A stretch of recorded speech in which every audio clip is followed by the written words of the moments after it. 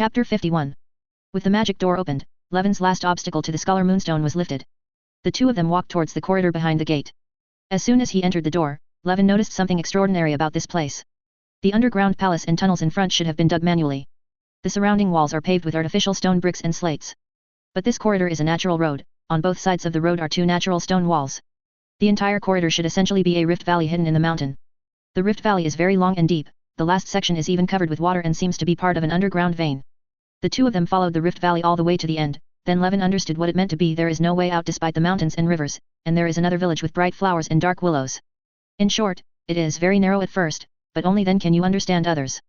Repeat hundreds of times, suddenly become enlightened, but what he saw was not a humanistic village with flat land and scattered houses. Rather, it is a vibrant natural scenery hidden in a cave.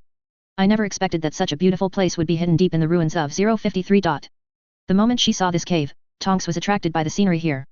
No, this should not be called a cave, but a valley. The moonlight shines along the huge crack at the top of this pure land in the mountain, rivers formed by groundwater flow through it, and lush plants grow beside the rivers and even on the mountain walls. Lily of the valley, and various flowers are dotted among the herbs and shrubs, and creepers and other vines are scattered all over the rock walls. But the most eye-catching thing is the huge oak tree growing on a small slope in the center of the valley.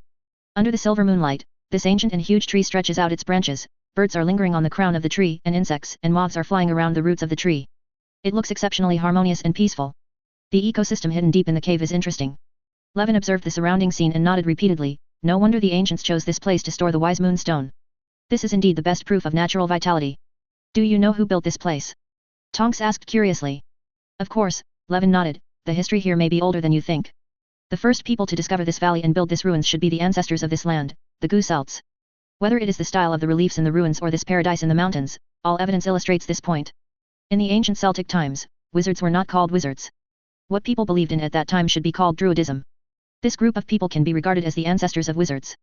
Many of the traditions of today's Muggle and wizarding world in Yin are inherited from that era. A typical example is the 13 months of the year in the Celtic calendar, and the trees corresponding to each month. To this day, Ollivander still selects wandwood based on this tradition, and chooses the owner for the wand accordingly. The original meaning of the word druid is one who is familiar with oak trees. Or it can be translated as oak sage. They worship and respect nature, and the oak tree, no surprise, is their sacred tree. This is why there is an oak tree in this mountain col. This ruins should be a holy place for spiritual practice and gathering of ancient Celtic druids. This oak tree is the centerpiece of this sacred place, the Scholar Moonstone is a treasure enshrined by the druids. After admiring the scenery here, Levin walked forward and came to the oak tree. In a huge tree hole on the tree trunk, a crystal blue-green ball exudes a faint blue light. This is exactly the goal that poachers and Levin share, Scholar Moonstone. Levin grabbed the Scholar Moonstone in his hand, feel a wonderful power, this power is gentle and peaceful, and has a strange connection with the bright moon in the sky and the surrounding nature. If it can be channeled, it seems that it can produce many incredible effects. It is truly a treasure of the Druid religion. As Tonks watched, Levin pocketed it. After completing all this, Levin asked the female aura beside him, Sister Tonks, you won't tell the secrets here, will you? Of course not, since you call me Sister Tonks, I naturally have to help you keep the secret. Tonks shook her head, when the time comes, I will tell the Ministry of Magic that I discovered this group of poachers in the mountains and forests outside Irondale, and I was lucky enough to annihilate them all. As for why they came here, I have no idea. Thank you so much, Sister Tonks. Levin said with satisfaction. Tonks shook her head, actually, I am the one who should be grateful. It was you who rescued me from imprisonment, and it was also your credit for solving most of these poachers. I just helped you. Don't say that. Without you, I wouldn't be able to defeat Pikal Curtis alone. Levin retorted. Besides, you used the forgetting curse on them for me, and you concealed my existence for me, and concealed the secret of Scholar Moonstone. You have done so many things for me, hiding it from the Ministry of Magic, and I can't bear to do all of this. In mind. But you are the main contributor, that's for sure. Tonks continued, it stands to reason that you can at least get a second-class Merlin order this time. But now all these contributions are taken by me alone. Take it all. This is what I owe you. Don't say that, Levin waved his hand, which one of us is fighting which one? You're right, one of us is against the other. Tonks also showed a warm smile. She paused and then said, as for your desire to hide yourself, I actually think you did the right thing. As a first-year student at Hogwarts, it is not a problem to excel in your studies, but those of you when it comes to creating magic, especially when you are involved in killing a dark wizard, it is best to hide it. It won't be a problem to reveal it again in a few years. You may have noticed that some people are more sensitive to this kind of thing. It's okay, Tonks, I understand, it's easy to be reminded of the mysterious person when he was young. Levin heard the other party's implication and was very grateful for her concern. Don't worry, Tonks, I will be cautious. After helping Tonks deal with the prisoners and evidence, the two said goodbye in Irondale. Levin followed the flow back to the leaky cauldron. Tonks returned to the Ministry of Magic and asked for support to complete the finishing work. Lying on the bed in the single room of the leaky cauldron, the comfortable bed gradually relaxed Levin's tense nerves, and he began to summarize what he had gained from this mission. First of all, there are 2 trophies of course. The griffin beak is the main material of Eternal Eagle Majesty Elixir, and now I have it. As long as other medicinal materials are obtained, the production of Eternal Eagle's Majesty Elixir can begin. It seems that I will have to go to the Forbidden Forest in the second half of the semester. I clearly promised not to cause trouble as much as possible. It can only be said that plans cannot keep up with changes. The second trophy is the Scholar Moonstone. This treasure was indeed mysterious and precious, but he didn't know what to do with it in a short period of time. But it's better than falling into the hands of poachers. The second is the monetary gain. I only got 700 galleons from selling second-hand items before. This was prepared in his spare time during half a semester. And from the poachers, he got nearly 1,000 galleons in one night. Plus the remaining 700 galleons, now his assets have reached 1,500 galleons. This is already a considerable asset. 3.8 I heard from Tonks that the salary of an auror is only 140 galleons per month. As a trainee auror, her salary is slightly lower, only 100 galleons. This is a high salary that can only be found in dangerous professions. Most Ministry of Magic staff earn only 100 galleons a month. Levin's money is almost equivalent to the Weasley family's annual income.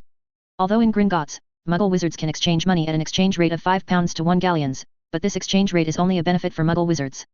In real terms, the purchasing power gap between pounds and galleons is 20:1. 1,500 galleons is almost 30,000 pounds, or 300,000 yuan. That was 300,000 yuan in the 1990s, which could buy 3 houses in the 4th ring road of Beijing. With such a large amount of money in hand, I will definitely be able to live a much more comfortable life in the magical world in the future. With this thought, Levin gradually fell into sleep. Pictured is the Valley of Remnants, taken from Hogwarts Legacy. Chapter 52. The money Levin paid old Tom was enough for him to stay at the Leaky Cauldron for a week. But in fact, he only stayed here for less than 2 days. On the morning of the 3rd day, Nymphadora Tonks apparat to the door of the Leaky Cauldron happily and took Levin to her home. Before they parted ways in Irondale, they had agreed to spend the Christmas holidays at the Tonks house. The life experience of Nymphadora Tonks is actually not simple. Her mother is a pure-blood wizard, formerly known as Andromeda Black. She is the second daughter of the Black family and the biological sister of Bellatrix Lestrange and Narcissa Magiafu. Both of her sisters are important figures in the Harry Potter world. The former was the Dark Lord's right-hand man, and later even gave birth to a daughter for the Dark Lord. The latter is the wife of Lucius Malfoy and the mother of Ma Tianlong. But Andromeda is undoubtedly the most rebellious of the 3 sisters. After graduation, she married Ted Tonks, a Muggle-born wizard. He was even expelled from the family for this reason. Today, the Tonks family lives in a small single-family house on the outskirts of Enfield. Life is not a gift, but it can be called happiness. At Tonks' house, Levin received a very grand welcome. In Tonks's words, Levin was her savior. It was because of Levin that she saved her life from poachers.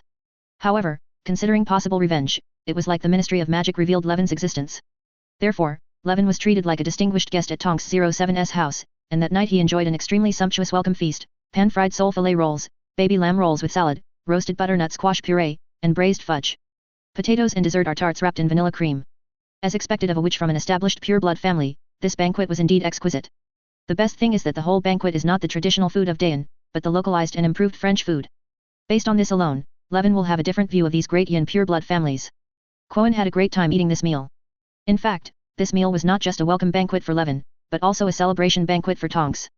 Single-handedly killed Pikal Curtis, the leader of the second-largest poaching team in Dayan, and wiped out all his core subordinates. With this achievement, Tonks received a strong commendation from the Ministry of Magic.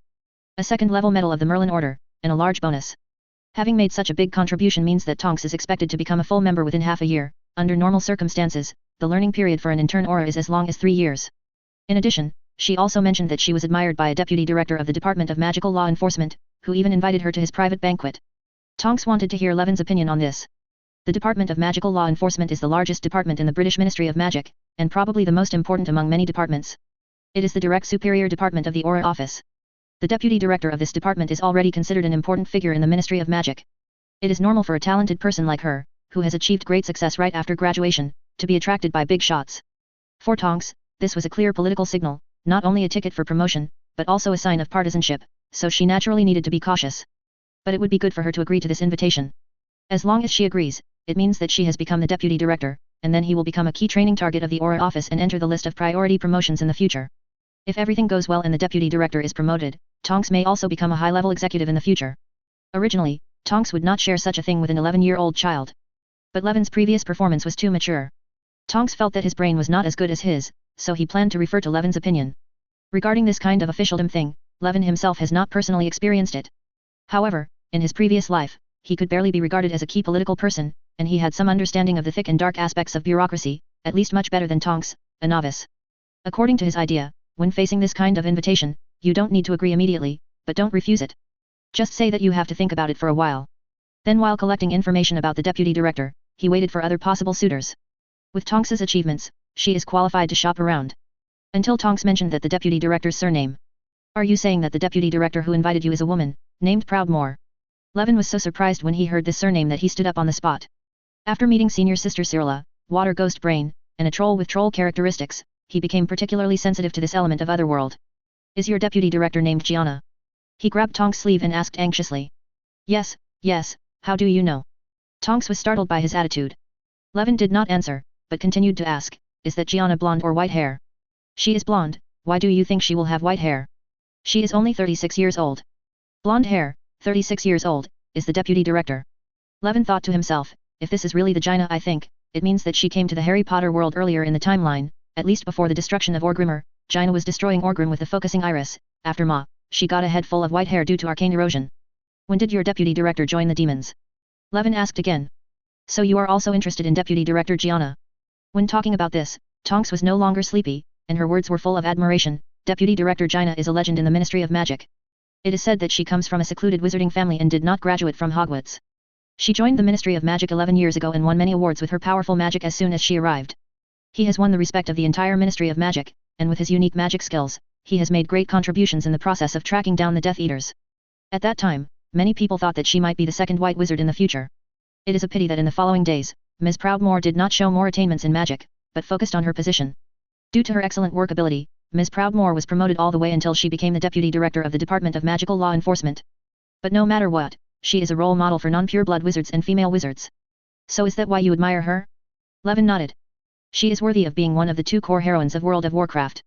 Even in Otherworld, Gianna is thriving. However, days and years ago, 0135101007 Fila 12111531 11 years ago again, in addition to the previous 10 years, what is the connection between the time when these Otherworld products appeared? I always feel that after hearing about Gianna, there are more mysteries in this world. Hey, what are you thinking about? Tonks urging interrupted Levin's thoughts. You haven't answered me yet. Should I accept Ms. Proudmoore's invitation? Of course I have to accept it. Levin said without hesitation. Hey, but what you said 10 minutes ago was that I should wait for the price, why now? Tonks was a little confused. That's because I didn't hear Ms. Proudmoore's name 10 minutes ago. Levin interrupted her, if you had told me about Ms. Proudmoore's existence, I would have made you agree. I see. Tonks said with a teasing smile. It turns out that a little genius like you can become a fan of someone. I thought that an arrogant person like you would not even look down on Dumbledore and would not admire anyone. Let me just say, Proudmoore, the charm of a lady is enough to attract everyone. Since even you support me, I have decided to accept the lady's invitation when I return. I don't worship, forget it, that's what you think. Being misunderstood by the other party, Levin gave up the explanation after thinking for a while. Anyway, as long as the goal can be achieved. Levin persuaded Tonks to accept Proudmoore, but it was actually to create opportunities for contact with him. Just like Levin was deliberately reaching out to Cyrilla, in his mind, these visitors from other worlds naturally have a similar attitude to him. They are all rootless duckweeds, they all understand the existence of forces outside the world, and they all naturally have a farther vision than the natives of this world. They are more likely to become like-minded people. Levin's ambition is to reshape the world's magic system based on arcane magic. In today's world, muggles dominate, and wizards have to hide in every corner of the world under the protection of the law of secrecy. Levin is very dissatisfied with this situation. In his mind, magic can create a civilization that is no less than technology. If possible, he would like to develop a glorious magical civilization and explore more worlds. Of course he believed he could do it. The system of arcane magic includes magic that can travel through the star realm and travel through the crystal wall system. As long as Levin's exploration of arcane magic reaches a new level, he can do it. But all this requires sufficient support of manpower and material resources. He, the school wizard, couldn't do it alone. Even if he deduces a new magic system on his own and becomes a wizard that surpasses Dumbledore, it won't work. He needs more help. Hermione and Cyrilla were the ones he chose, so does female Aura Tonks, but this is not enough. Levin also needs people with real power and strength to support him in officialdom, public opinion, and influence. In the long-term plan, of course, it is our own people who have this power. In addition to Levin himself, whether it is Hermione, Cyrilla, or Tonks, they all have enough potential. But potential is just potential, and it takes time to transform into real power. Before that, someone has to open up the situation for them.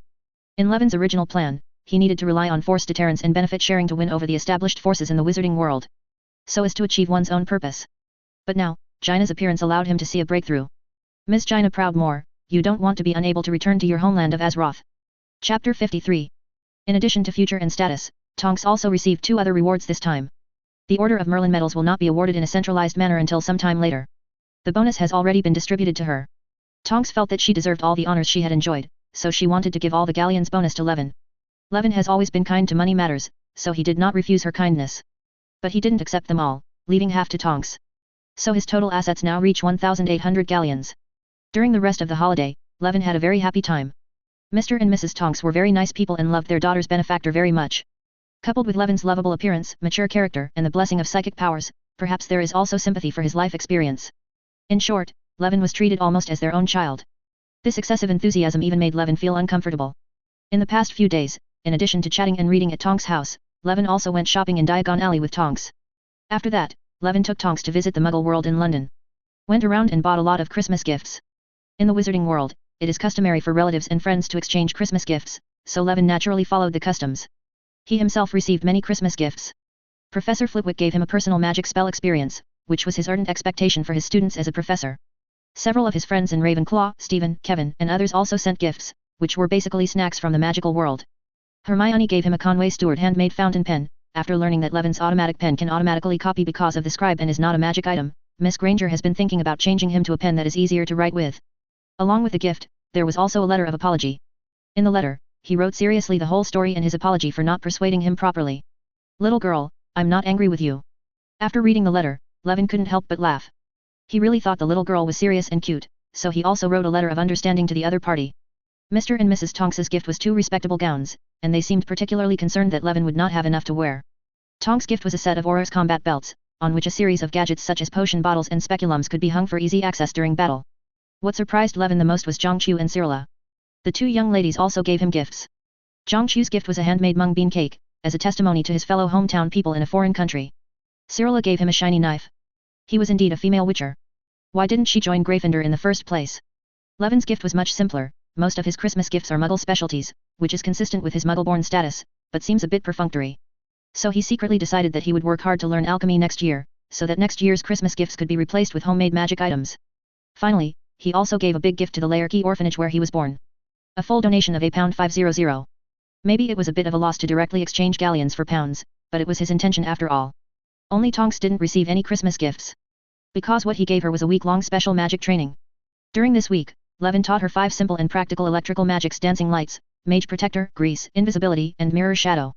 In fact, he also wanted to teach more and more complex spells, but time was limited, and arcane magic was too different from the native spells in the Harry Potter world. In this week, Tonks struggled to learn just these 5 spells. In the end, Levin could only leave a note and agreed to write in if he had any questions. If I really want to learn more, I can only wait for the summer vacation. In the blink of an eye, the holiday was over. Levin reluctantly waved goodbye to the Tonks family and boarded the train to Hogwarts. Returning to Hogwarts is undoubtedly a joy for Levin. The little wizards who had been at home for 2 weeks reunited and excitedly shared their vacation experiences with each other, which gave Levin a headache. What holiday experiences does he have to share? That he broke into a cave occupied by a group of poachers, rescued a captured Auror, and worked with the Auror to kill the entire poacher gang? Not to mention that there was absolutely no way he could tell anyone about it. Even if he did, someone would have to believe it. So whenever someone talked to him about his vacation experience, he could only use all-purpose words to deal with it. It's true, is it true, what happened next? A set of 3 in a row, which works well every time. After dealing with who knows how many little wizards came to chat with him, Levin finally meets someone who has serious business with him. That is the expedition team from Gryffindor. It's just that their state is a little strange. Hermione and Harry moved to the left and right, as if they were escorting a prisoner, forcing Ronald, who had his head lowered, to come to him. You are. Levin is a bit baffled. Ronald. Hurry up. Hermione and Harry urged. So the boy pursed his lips and looked at Levin with a flushed face. It took him a long time to say, I'm sorry, Levin, about what happened before the holiday. I'm really sorry, I shouldn't have treated you like that. This whole sentence of 26 words, he stumbled over and over, and it took him a minute to say it. Levin didn't react at first, and it took him a while to understand what he was referring to. In fact, with his maturity, he would not get angry with a group of 11-year-old children over such a trivial matter because of inexplicable jealousy. So he nodded and replied in the expectant eyes of the other party, It's nothing, Ronald, I have forgotten about that. That's good, that's good. Ronald's red face finally relaxed. Being forgiven by Levin meant that he not only restored a friendship, but also reached an understanding with his other 2 partners. The feeling of being accused by 2 friends of doing something wrong was really uncomfortable. The other 2 members of the Iron Triangle seemed a bit useless compared to the know-it-all lady. The man didn't say anything but smiled uncomfortably. The happiest among the trio at this time was Hermione. She and others had secrets to hide from Levin. This incident gave her an inexplicable feeling of guilt, as if she had betrayed the other person. This feeling made her feel very strange. Obviously there are many little secrets between her and Levin that are hidden from Harry and Ronald. For example, Levin taught her several homemade spells in private. Why doesn't she feel guilty about Harry and Ronald? Aren't we all friends? Hermione couldn't figure it out in her little mind, but she was glad that she no longer had to bear that guilt and could speak openly in front of Nana. So she said bluntly, Levin, do you remember that big dog with 3 heads? In fact, we have been trying to figure out what kind of thing it is guarding. She also did not forget to provide what they thought was the key information. We guess that this thing is what Professor Snape wants to get. Harry said that he once saw bite marks on Snape's feet. In addition, Professor Snape said to him during the Gryffindor vs Slytherin game. Harry cast a curse. Ronald also hurriedly added, we asked Hagrid before, and he accidentally mentioned the name Nicholas Flamel. We guessed that what Snape wanted to get must be related to him. That's why you were trying to figure out who Nico Flamel was, Levin concluded. Ronald nodded awkwardly, as this was the reason why he had trouble with Levin in the first place. The worst part is that this holiday, they still haven't figured out who Nico Flamel is. Hermione just goes home for the holidays. He and Harry had stayed at Hogwarts for the entire holiday, but had made no progress at all on this matter. They originally planned to take advantage of this holiday to read more books and find out the truth about Nico Flamel, proving that they could get the answer without relying on Levin. But the world is so unpredictable that they failed for various reasons. After accidentally discovering a mirror of Ariste, Harry became addicted to it. The mirror of Ariste is an enchanted mirror that can reveal the most urgent and intense desires deep in the human heart. From the mirror of Ariste, Harry was able to see his parents and see himself living happily with his parents, which made him unable to extricate himself. As for Ronald himself, he fell asleep as soon as he read the book, and ultimately failed to find out the identity of Nico Flamel. So after going round and round, they still can only place their hope on Levin. Update 5/4, additional update 8/15. Sorry, the update was messed up and chapter 54 was released in advance. Chapter 54. Levin did not disappoint them and revealed the identity of Nico Flamel. Nicholas Flamel is a famous alchemist and a partner of Professor Dumbledore. Speaking of this, he pretended to be mysterious and lowered his voice. Not only that, he is also the only known maker of the Philosopher's Stone. Levin originally thought that after he said this, he would receive a series of surprised voices like and why is it him? Unexpectedly, he only heard Harry and Ronald asking in unison, what is the Philosopher's Stone? After working on it for a long time, you actually don't even know what the Philosopher's Stone is. Levin almost laughed out of anger. He looked up at the confused faces of Harry and Ronald, and Levin could see a clear stupidity in their eyes. I really kneel down to these two illiterate people. Hermione's face turned red with embarrassment, and she was almost embarrassed to face Levin. It felt like I was taking 2 fellow villagers to meet friends in the city, but the 2 fellow villagers made a fuss all the way, acting like country bumpkins. This feeling of shame made her want to dig out 3 rooms and 1 living room on the ground with her toes. The girl rolled her eyes at the 2 of them in disgust. What's going on? Don't you 2 usually read books? The magic stone is an artificial red stone with magical properties. It can be used to make an elixir that prolongs the life of the drinker. And can also turn any metal into pure gold. 077. After hearing Hermione's words, Harry and Ronald were shocked, especially Ronald. After hearing the word pure gold, his mouth became so long that he could fit a whole apple. Levin nodded and added, the only remaining Philosopher's Stone currently known to the wizarding world belongs to Mr. Nico Flamel. He celebrated his 665th birthday last year and is now with his wife Perinal, secluded in Devon. That big dog must be guarding Flamel's magic stone. I dare say that Flamel asked Dumbledore to keep it for him because they were friends and he knew that someone was trying to get the Philosopher's Stone. That's why he moved the Philosopher's Stone out of Gringotts. Hermione immediately became confused. Guess. A stone can turn gold and make you immortal. Harry suddenly realized, no wonder Snape is also trying to get it. Anyone would want it.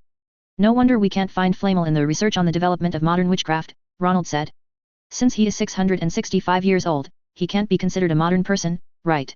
With information about Nico Flamel, the adventure team feels they are one step closer to the ultimate secret. But this has nothing to do with Levin, who has returned to normal study and life. In addition to normal classes, they will also have to deal with several Quidditch games, such as Gryffindor and Slytherin.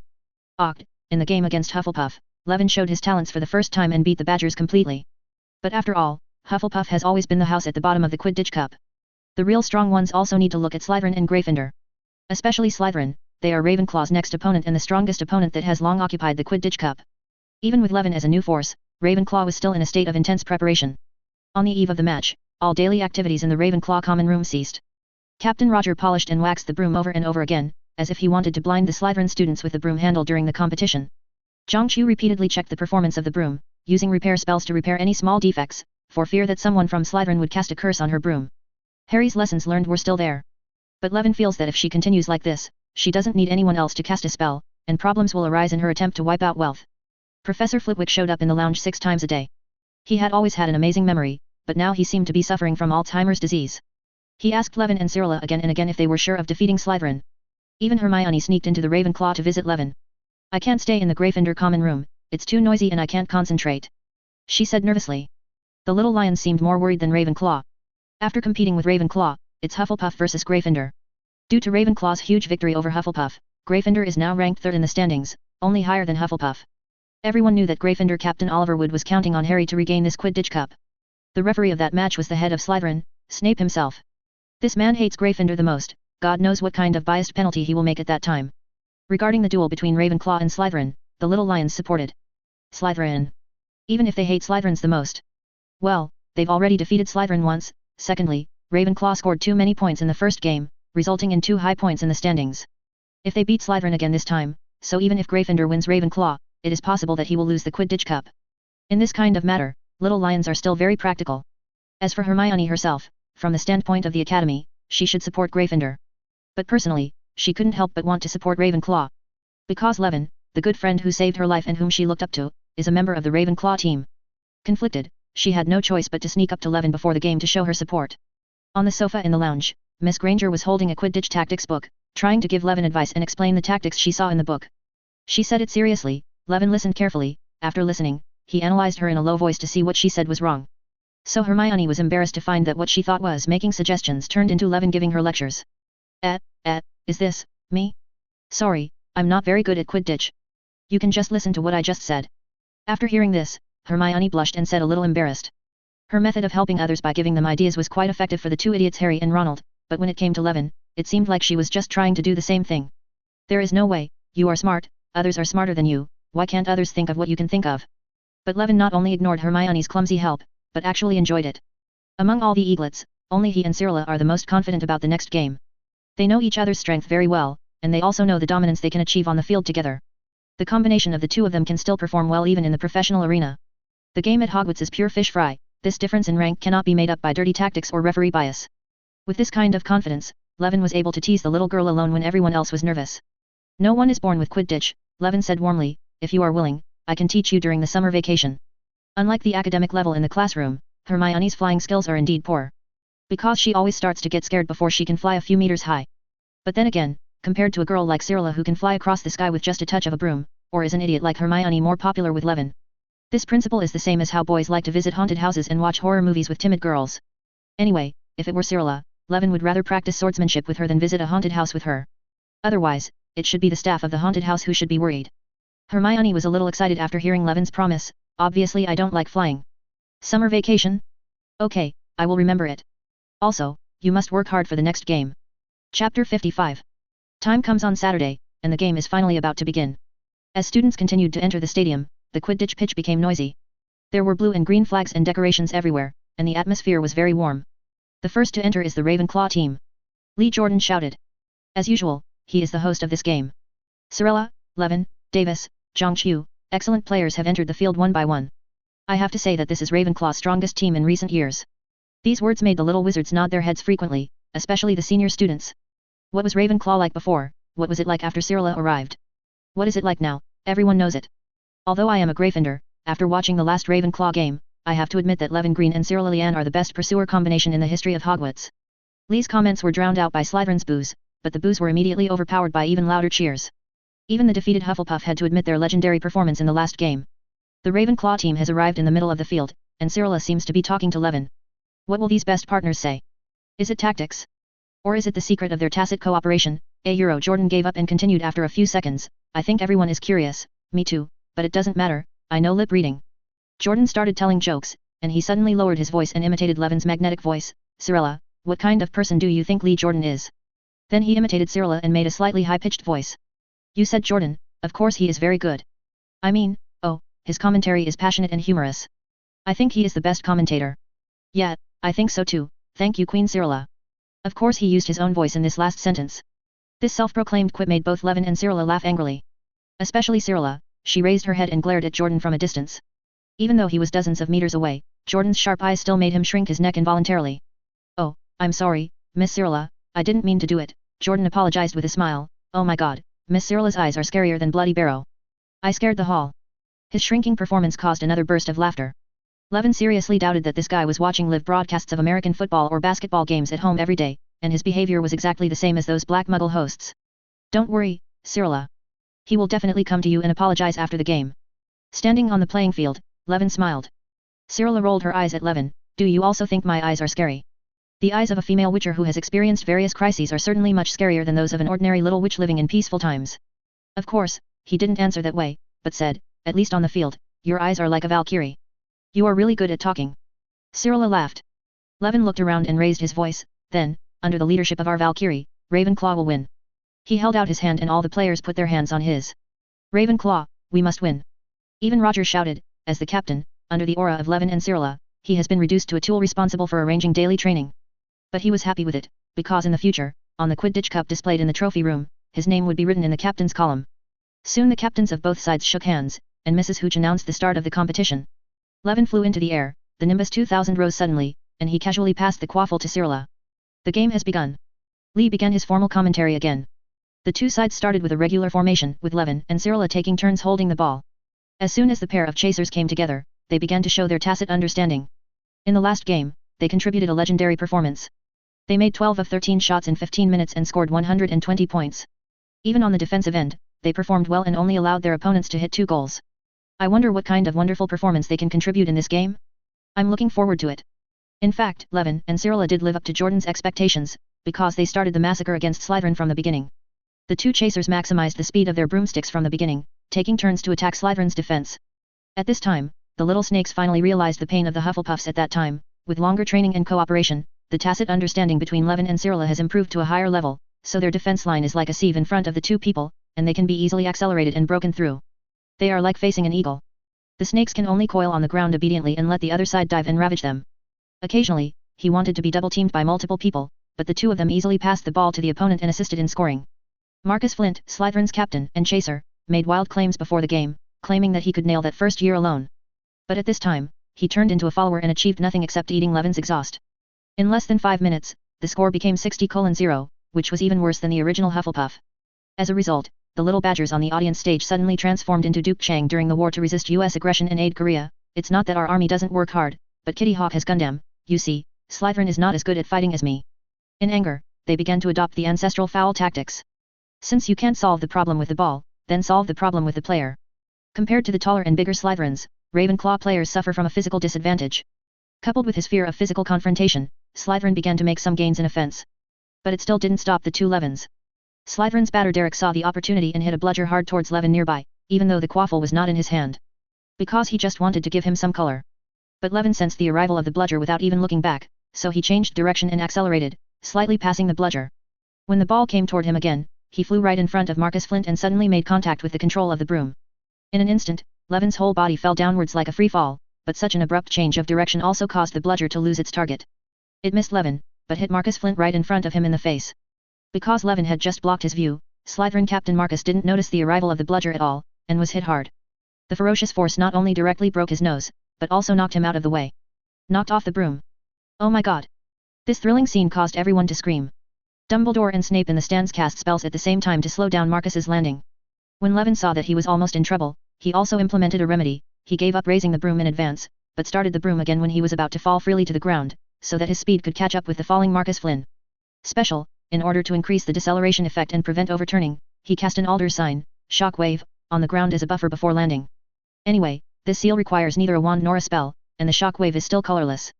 Even if it is used, no one will find it. Unexpectedly, this scene was discovered by Cyrilla, who turned to look at him. The eccentric young lion didn't say anything and continued to defend on his broomstick. Levin's extreme moves allowed him to grab Flint as soon as he landed. Prevent this big guy from landing on his face and causing secondary damage to the bridge of his nose. There is no suspense about the next game. After being ravaged by Ravenclaw, Slytherin lost his captain as a commander and completely lost his energy. So Ravenclaw brought the score down to 200-10 in one breath, and Zhang Chu caught the golden snitch under Levin's escort. The game came to an end, and the eaglets cheered loudly. It's not just about winning this game. After winning 2 consecutive games by huge margins, Ravenclaw has basically secured the Quidditch Cup this semester. The Ravenclaw players were almost carried back to Hogwarts by the eaglets. But this level of celebration alone cannot express the excitement of the little wizards. €0 please give me flowers €. So, after dinner that night, they simply held a party in the lounge. This gathering received rare support from Dean Flitwick. He informed the house elves in the cafeteria that the long table in the lounge was filled with delicious food. Some senior students even bought a lot of butterbeer at their own expense to cheer up the first and second years who could not go to Hogsmeade. Levin also didn't expect that the dress given by the Tonks would be put to use. At the beginning of the party, Professor Flitwick personally delivered a speech, and everyone cheered for Levin and others again. After that, Professor Flitwick wisely left the lounge, leaving the space for the little wizards. Ravenclaw's lounge soon became a sea of a euro joy. The little wizards were in groups, drinking wine together, chatting, playing games, and dancing. As one of the biggest contributors today, Levin was welcomed by everyone. Everyone chatted around him, asking him how he felt about winning, and talked about how he lured Slytherin to attack his captain with a bludger. Under such circumstances, Levin certainly did not want to spoil their interest, so he patiently chatted with everyone. Until Steve came to him mysteriously. Hey, Levin, stop with the butterbeer. He forced his way to Levin and pushed away the senior who was chatting and trying to take advantage of Levin. Zero, what's the matter, Steve? Levin immediately stood aside as if he was being pardoned. Under the angry look of the senior, Steve pointed to the side. Stop chatting here, Levin, it's Senior Cyrilla, she has been looking for you. Hearing that it was Cyrilla, the senior sister just now became frightened and walked aside honestly. Levin asked curiously, why is she looking for me? I don't know. Steve shook his head, but she is staying on the windowsill of the room over there, and she seems to be preparing to talk to you alone. I see. Thanks for telling me, Steve. Levin nodded, put down the butterbeer in his hand, and walked toward the room pointed by Steve amidst the screams and teasing. When he opened the door, he saw the familiar grey hair. Cyrilla was leaning on the windowsill, looking up at the sky. Levin found that even at this kind of party, the other party chose to wear relatively simple clothes. The upper body of the dress is relatively conservative and stable, not as shaky as some dresses. The lower body is an asymmetrical short skirt, one side is almost as short as the waist, and the other side is less than the knee, revealing the dialogue fair and strong thighs. All in all, pretty and stunning. Seeing the other party looking back at him, Levin quickly stepped forward and said familiarly, Thank you, Senior, for liberating me from the hell of chatting. I will be happy to help you if you have any instructions. Oh, really? Cyrilla raised her chin and glanced at Levin faintly. Since you are willing to do anything, why don't you explain to me why you use ALD Dharma Seal? P.S. Here are the rules of the Hogwarts Quidditch Cup. There are a total of 6 games in each semester for 4 colleges, and each college has to compete with the other 3 colleges. The Quidditch Cup is not a victory or defeat system, but a total points system. In each game, the team has points regardless of victory or defeat, and the points are equal to your score in this game. The total score is calculated from the total points scored in the 3 games. This means that as long as you score high enough in one game, you can win the championship even if you lose the other 2 games. Ravenclaw was able to secure the victory in advance because their total points in the 2 games reached 620. Even if they could not score a single point in the next game, the other colleges would still have to average 200 points per game, plus score to catch up. As we all know, Slytherin and Hufflepuff have already competed with Ravenclaw and only scored 10 and 20 points respectively. Then they have to chase 600 points in 2 games. Yes, this is basically impossible. As for Gryffindor, they have already competed once, the one in the original novel where Harry was framed, with a score of 170 points and a difference of 450 points. Next, they have to face the game hosted by Snape and the game against Ravenclaw. It is basically impossible to catch up with Ravenclaw. Also P.S. Butterbeer actually does not contain alcohol or alcohol. Chapter 56. Alder Seal. Levin was shocked when he suddenly heard this name from someone else. In the blink of an eye, he wanted to say something to get over it. At this moment, Cyrilla's words sounded faintly, You don't want to get away with it, Levin Green. Unless you want to lose me, please don't do this, I can see your gestures and the shock waves clearly. Believe me, I am very familiar with this seal. So, where did you learn this seal? Cyrilla said so, and Levin also gave up the idea of a euro escape. What else can be done? It can only be a showdown. If I said that I realized this seal by myself, would you believe it? Levin said sarcastically. You realize it yourself. Cyrilla sneered, then how do you explain this?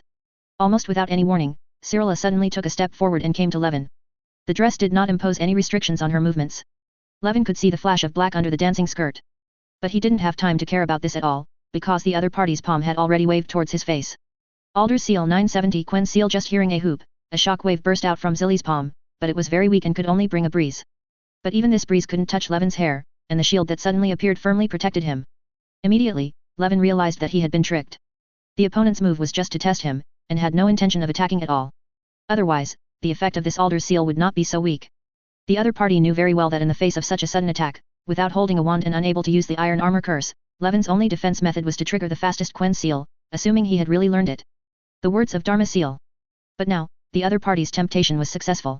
You said that you happened to understand the Alder Seal, which happened to be exactly the same as the Alder Seal in the Demon Hunter world. But it's impossible for you to comprehend the exact same Quen Seal again.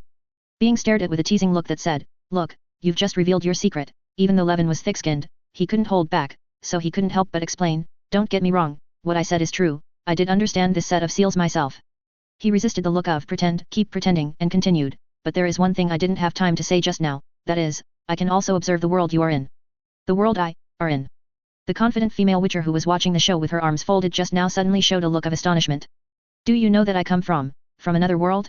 I thought you were taught this magic by someone else. Levin couldn't help but shake his head. How can there be so many people who can transcend to the other world, and that person must be a demon hunter? If this is true, it is too coincidental. You actually know, the demon hunter. Cyrilla suddenly believed in him. You just mentioned time travel. Yes, coming from one world to another, I call it crossing over. Levin explained lively. In other words, I also traveled from my world. Cyrilla murmured. Yes, just like you can jump through space and go to other worlds. Levin nodded and confirmed. You even know this. Cyrilla was even more surprised, then shook her head. Unfortunately, after coming to this world, I seem to have lost the ability to travel. Cyrilla is referring to her ability to travel through time based on ancient blood. That ability did allow Cyrilla to travel between several planes, but those planes did not include the world of Harry Potter. It's not surprising, because the fact that you can travel into this world is special in itself. In other words, this world is special. From a certain time, it became able to attract visitors from other world. The reason why you came here is not your own ability to travel. Levin said. After hearing what he said, Shirley nodded in agreement. I guess so, otherwise there would be no reason for the species in my world to come to this world with me. I don't have so many messy abilities. Stuff. After saying that, she looked at Levin. By the way, since you said so, you are also a time traveler. Levin nodded. I come from a world without magic and came here 11 years ago. So, you turned into a little baby after you came here. Zilly chuckled and said, looking at how calm you are usually, you must have been an old man in his 70s or 80s before you traveled through time. I'm not that old. Levin immediately protested the other party's slander. You don't need to explain, I don't care about it anyway. Zilly waved her hands and talked about her own experience. I'm different from you. I came here when I was 12 years old, that is, 4 years ago. At first, I could only live on the streets, but within a few days I was the owl delivered the admission letter, and then Professor Flitwick appeared and took me to Hogwarts. Then you are quite lucky. Levin nodded, but after losing my grandmother, being separated from my adoptive parents during the war, and then being trapped in another world, it must be a hard feeling. Through the age that Cyrilla traveled through, Levin immediately launched her pre-travel experience. You are right, you actually know about me. Could it be that your so-called observation was just spying on me in other world? Cyrilla said, and deliberately put on a vigilant posture. She can still joke under such circumstances. Zilly is indeed a very optimistic girl. That's not the case. What is voyeurism? Levin felt chills and quickly explained, you can understand it as an effect similar to a precognitive dream. Just like a precognitive dream, I can't choose what difference I see. I always see the other world. After hearing this, Zilly nodded, you can tell so many things about me and my world, I believe you. So these seals of yours were created with reference to the seals of my world. Yes. Correct. Levin nodded. Then you called my name on the day of admission. That's right, I didn't expect to meet the characters in the predictive dream. It wasn't until then that I realized that everything in the predictive dream was true. Levin said half-truthfully. Then he immediately added, but I didn't mean to make friends with you. I just think that we are the same people in the world, so, you know Zero I understand. Zilly smiled heartily, don't worry, understanding this doesn't affect our relationship as good partners and good friends. And don't you think that our relationship has become even closer after knowing each other's secrets? I'm glad you think so. Levin smiled. Okay, so far, I have asked all the questions I asked. Zilly put away her smile and sighed softly, I didn't expect that this matter was so complicated behind it. You have given me a lot of experience. She looked at Levin, so, is there anything else you want to ask? As of today, I will tell you everything I know. Levin raised his head and thought for a while and said, don't tell me, I really have a question to ask. That is, do you know what is the reason for this collective time travel? I actually want to know your question too. Zilly spread her hands, but, you know, even with your intelligence you can't figure it out, and I have no clue. However, I can share with you the clues I found. Speaking of this, she said, actually, when I first came to this world, I didn't know the seriousness of the matter, and I regarded it as a rampage of my own abilities. I really realized that something was wrong when I was in the 2nd grade. At that time, I discovered that I had been unable to run away for a full year. At the same time, I actually saw a photo of Fenter in a newspaper. Fenter, you know, the monster is a giant monster with antlers on its head. I originally thought it was just a specialty of my hometown, because there has never been any news about Fenter monsters in the books in this world, and that newspaper he also said that this is a newly discovered monster. Since then, I have begun to pay attention to collecting information about these hometown specialties. Then I discovered that there were more types of specialties that traveled with me than I thought, and most of them traveled earlier than me. For example, water ghosts were first discovered 10 years ago, Fenter was first discovered 6 years ago, Howling Monster was 8 years ago, the Evil Ghost was 11 years ago, Sageweed was 10 years ago. My abilities are limited, and I can only detect so much. Thank you for your hard work. Thinking about this series of data, Levin fell into deep thought. 10 years ago, 10 years ago, 6 years ago, 8 years ago, 11 years ago, 10 years ago. He himself was 4 years ago, and Gianna was 11 years ago. According to the results of all existing data, the upper limit of the earliest appearance of alien things is 11 years ago, and there is nothing earlier than this point in time. In other words, the time travel phenomenon started at least 11 years ago. So what happened 11 years ago? Levin was thinking about it and suddenly stared at his thigh. Yes, 11 years ago was when I traveled to this world. Chapter 57. Levin suspected that the source of everything was himself. Of course there was a reason. Whether it's Harry Potter, The Witcher, D&D, or World of Warcraft, they are all works he knew in his previous life. And now among the abnormal elements appearing in the world of Harry Potter, all of them come from these worlds. There is no anomaly whose origin even Levin does not know. The magic that Levin understands basically comes from these worlds. As far as Levin knows, the Witcher series does not exist in this world. You know, in Levin's previous life, the Witcher series of games and the Witcher TV series and movies were all derived from a Polish serial novel called The Witcher. But in the world of Harry Potter, not only the novels, but even the person Andrzej Spaversky may not exist. Even the popular D&D board game in the previous life disappeared without a trace in this life. It can be said that Levin is the only person in the entire world who knows the origin of these magics, anomalies, and time travelers. In addition, they all appeared later than 11 years ago, 08that is to say, before Levin crossed over. These other worlds have nothing in common with the Harry Potter world.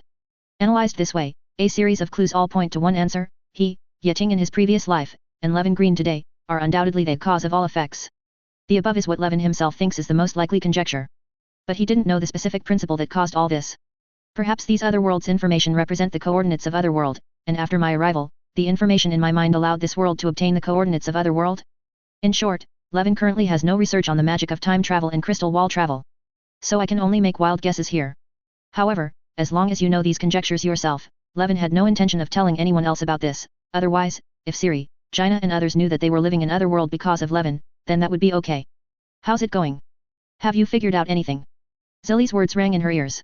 Levin raised his head and saw the other party looking at him with concern. It's a bit of a guess. Levin nodded and said calmly, maybe it was 11 years ago that the rules of this world changed in some way, causing a large number of existences from Otherworld to accidentally cross over. I may be one of the first people to be affected, and my ability to observe Otherworld is also affected by this incident. Well, that makes sense. Cyrilla nodded repeatedly. By the way, have you ever thought about returning to your own world? Levin suddenly asked. Of course I have thought about it. Siri said without hesitation, of course I have. I miss my adoptive parents, Gerald and Yennefer. Since you have observed me, you should know them too. I really want to know if they survived that night. They must have been worried about me during my absence. As she spoke, her tone dropped. Levin patted her shoulder and comforted her. If you want to open a store, at least you got rid of the war after time travel, right? You can grow up safely in this world, and they will be happy for you if they know it. Thank you for your comfort. Shirley calmed down a little. You are so kind.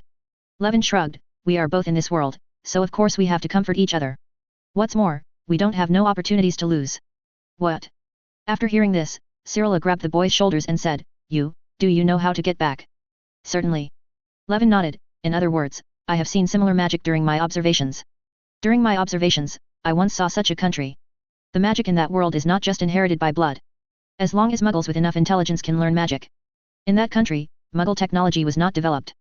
The powerful wizards are the masters of the country. They fully explore and discover the power of magic and apply it to the entire society. They created a civilization of magic.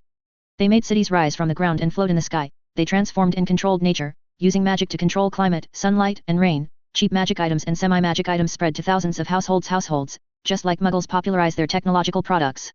In short, it was a very glorious magical civilization. As the rulers, the mages almost had the same authority as the gods. They believed that the gods were just powerful creatures. You know, the gods of that world officially exist. And that magical civilization actually developed the magic of traveling through the crystal wall system and traveling to other worlds. What Levin mentioned was the famous Netheril magic empire in the D&D worldview. Regarding the information about this empire, some people highly praise it, while others say it is just an exaggeration. But no matter what, they did master the spell of sailing across the crystal wall system. That was enough for Siri. Does such a magical civilization really exist? After listening to Levin's description of the magical kingdom, Siri felt very incredible. She could not imagine that magic could reach this level. Even in her world of witchers, powerful wizards and witches only existed as advisors to the king at most, and the effects that magic could achieve were very limited, far from the so-called magic empire. At least in my observations, it is real, Levin said categorically. It's like your world is real. 833 In other words, magic across the crystal wall system exists, right? Shirley grabbed Levin's sleeve as if grasping the last straw, since you can understand the demon hunter's seal.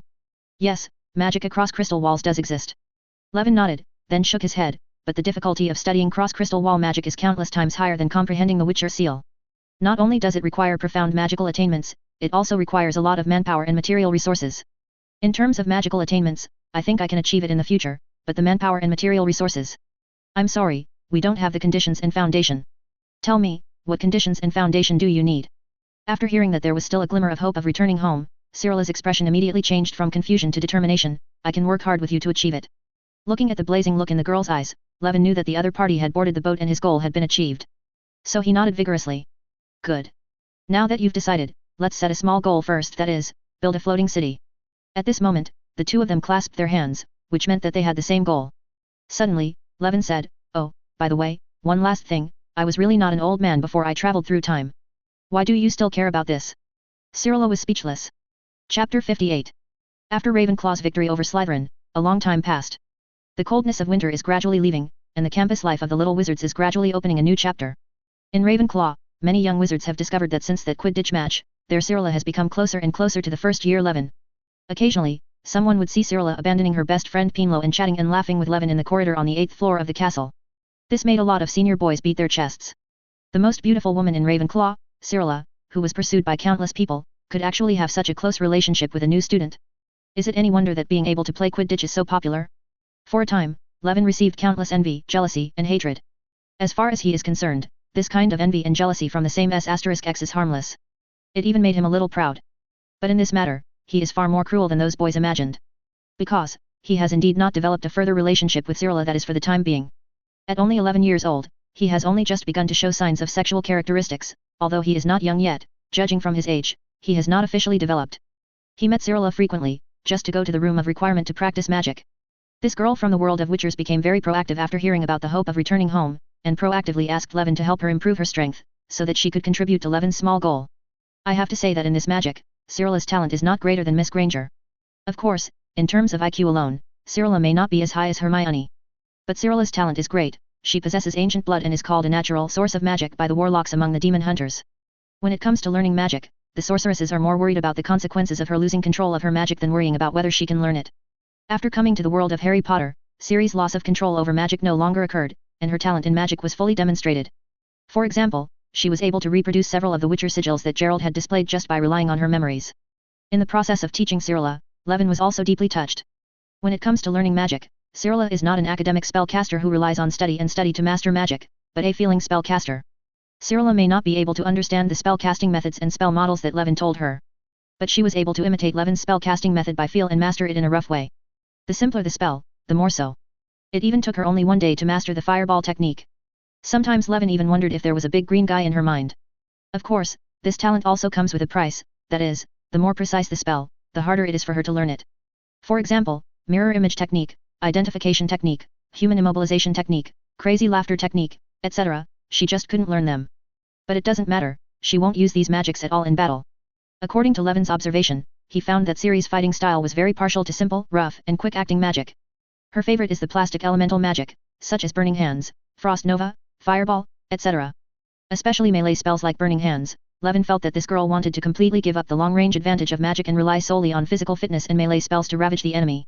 She is worthy of being the adopted daughter of a Witcher and the future female Witcher. Maybe we can think of a way to help her master the skills of the magic warrior. In short, when Levin and Cyrilla were taking extracurricular interest classes for the purpose of traveling to the floating city and traveling through the crystal wall system, most young wizards have exhausted their experience just by learning the content in the class. The Easter holiday has passed in a blink of an eye, summer and final exams are getting closer, and the library is full of students browsing materials. Levin doesn't spend as much time in the library as he used to, but as long as he was in the library, he would see Hermione most of the time, as well as the two idiots who were dragged here unwillingly. Miss Granger, who possesses part of the Ravenclaw gene, is indeed an atypical Gryffindor. She really loves learning. I really want to compete with Levin in terms of grades. Hermione, it doesn't matter if I can't compare to you in extracurricular knowledge. If it's limited to in-class knowledge, I won't be able to compare with you. The little girl does have a sense of arrogance in this regard. As typical Gryffindors, Harry and Ronald were in bad luck. They sighed and yawned all day long. In addition to struggling to complete a lot of homework assigned by the teacher, they also had to complete the review plan that Hermione made for them. They really couldn't understand why someone would start reviewing 2 months in advance of the final exam. They really don't understand Miss Granger's earnest expectations for them. As her Gryffindor friends, Hermione didn't want them to embarrass herself in front of Levin. Finally one day, the suffering duo found an opportunity for liberation.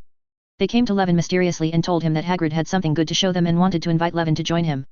Damn it, you two boys, you actually think of us when something good happens? It's not in vain that I helped you before. Levin was a little happy about this, but also a little dumbfounded. He knew what was going on as soon as he heard it. Hagrid's dragon egg had arrived. To be honest, he still didn't want to get involved. After all, seeing the dragon egg means that a series of troublesome things will be related to him. For example, the battle with Voldemort in the Forbidden Forest, such as the trapdoor adventure later. Being involved in these things would be inconsistent with his principle of keeping a low profile. But if you think about it carefully, it wouldn't be a bad idea to reject it outright. On the one hand, he has always wanted to visit the Forbidden Forest. You can get many medicinal materials for permanent potions here, but because he is not familiar with the Forbidden Forest, he has never been able to make the trip. Now there is an opportunity for Hagrid to be a free guide, which cannot be missed. On the other hand, he really wanted to see the ultimate secret of alchemy in the legend, the Sorcerer's Stone. You know, this may be his last chance to see the Philosopher's Stone with his own eyes in this world. Being low-key is certainly important, but the Philosopher's Stone is also very attractive. What if he can learn something from it? After all, the plan could not keep up with the changes. He underestimated the expansion speed of his strength and knowledge, and the principles he set at the beginning of school were somewhat inconsistent with the reality. Besides, he has never seen a dragon in this world with his own eyes. In the end, it was rare for the two of them to be so enthusiastic, and Levin was unwilling to offend them. So he nodded in agreement. Great. The two of them suddenly became excited. Since you will also go, Hermione can only let us go to Hagrid's place. Levin, after doing this for a long time, you are using me as a tool to suppress Hermione, right? So, on the way to Hagrid's cabin, Levin had to endure Hermione's glare. After arriving near the cabin, Levin keenly discovered that there was a strange energy rising in his wallet. When he opened it, he saw that it was Scholar Yushi. How is this going? He was a little puzzled. Dong dong dong. Harry stepped forward and knocked on Hagrid's door. Seeing the destination, he put the moonstone aside for the time being. Hagrid's wooden door is very thick and it usually takes a lot of effort to open it. Levin strongly suspected that this was a method of anti-theft, that the half-giant relied on his physical strength to use the weight of the door. At least the lock-opening spell Elajo opening can't do anything with this kind of door. I'm coming. Hagrid's voice was loud through the wooden door. Hagrid's big furry head stuck out from the door. After carefully observing the surroundings, he let the four people into the house. After entering the house, Levin found that all the curtains in the room were tightly drawn. Hermione suddenly became sensitive. Hagrid, have you done anything outrageous again? Hagrid's eyes suddenly widened. How can you accuse someone of innocence out of thin air? Raising animals is not out of the ordinary. Raising animals is a matter within the scope of the game warden. Can it be considered out of bounds? However, the more he said this, the more people didn't believe it and looked around in the room. Seeing the four little wizards looking very interested, Hagrid sighed. Okay, I originally wanted to tell you about this. But you have to promise not to tell anyone else. Explain. Of course. Don't you still believe me? Let's start, everyone said one after another. So he leaned down and opened the stove with an iron hook. Everyone looked around and saw a strange ellipsoid-shaped object placed in the charcoal fire of the stove. That's a big black egg. Even in the hot charcoal fire, the egg remained unchanged, obviously very extraordinary. If you look carefully, you can see that the eggshell is not smooth, and is full of needle-like protrusions. It looks dry, numb, and not round at all. It's a dragon egg. After Levin saw it, he suddenly thought, could there be a mace on the male dragon? His reasoning goes like this. This egg is so rough, but it can be produced smoothly, which shows that the female dragon is quite rough-skinned and thick-bodied even there. Since the female dragon has rough skin and thick flesh, the male dragon can only be a mace. As long as it is delicate and rubs against the rough inner skin of the female dragon will definitely not feel anything. Only a mace can soothe a female dragon that can lay such rough eggs. Updated 5/4, additional update. 9/17. Chapter 59. This is a dragon egg. In addition to Levin, Hermione also recognized the identity of the egg. Hagrid was stunned for a moment, then laughed happily. Miss Granger, you actually know it. Hermione nodded. I've only seen its pattern in books before. Hagrid looked like he had met a close friend and was as happy as a 500-pound child. Yes, a dragon egg. This is a Norwegian ridgeback dragon egg, very rare. Speaking of dragon eggs, he immediately became nagging like a mother about to give birth. Oh, for it, I have been reading a book. The book says to put the eggs in the fire because their mother breathes on them. Look, it says here, after it hatches, feed it every half hour. It's a barrel of brandy and chicken blood. As he spoke, he pulled out a large book from under his pillow. There are more related books on the bookshelf in the distance. Fire Dragon Species of Britain and Ireland, Raising Fire Dragons for Fun and Profit, From Dragon Egg to Hell, A Guide to Raising a Fire Dragon, The Man Who Dotes on Fire Dragons. Everyone looked at the dragon egg placed in the charcoal fire of the stove and felt a little weird.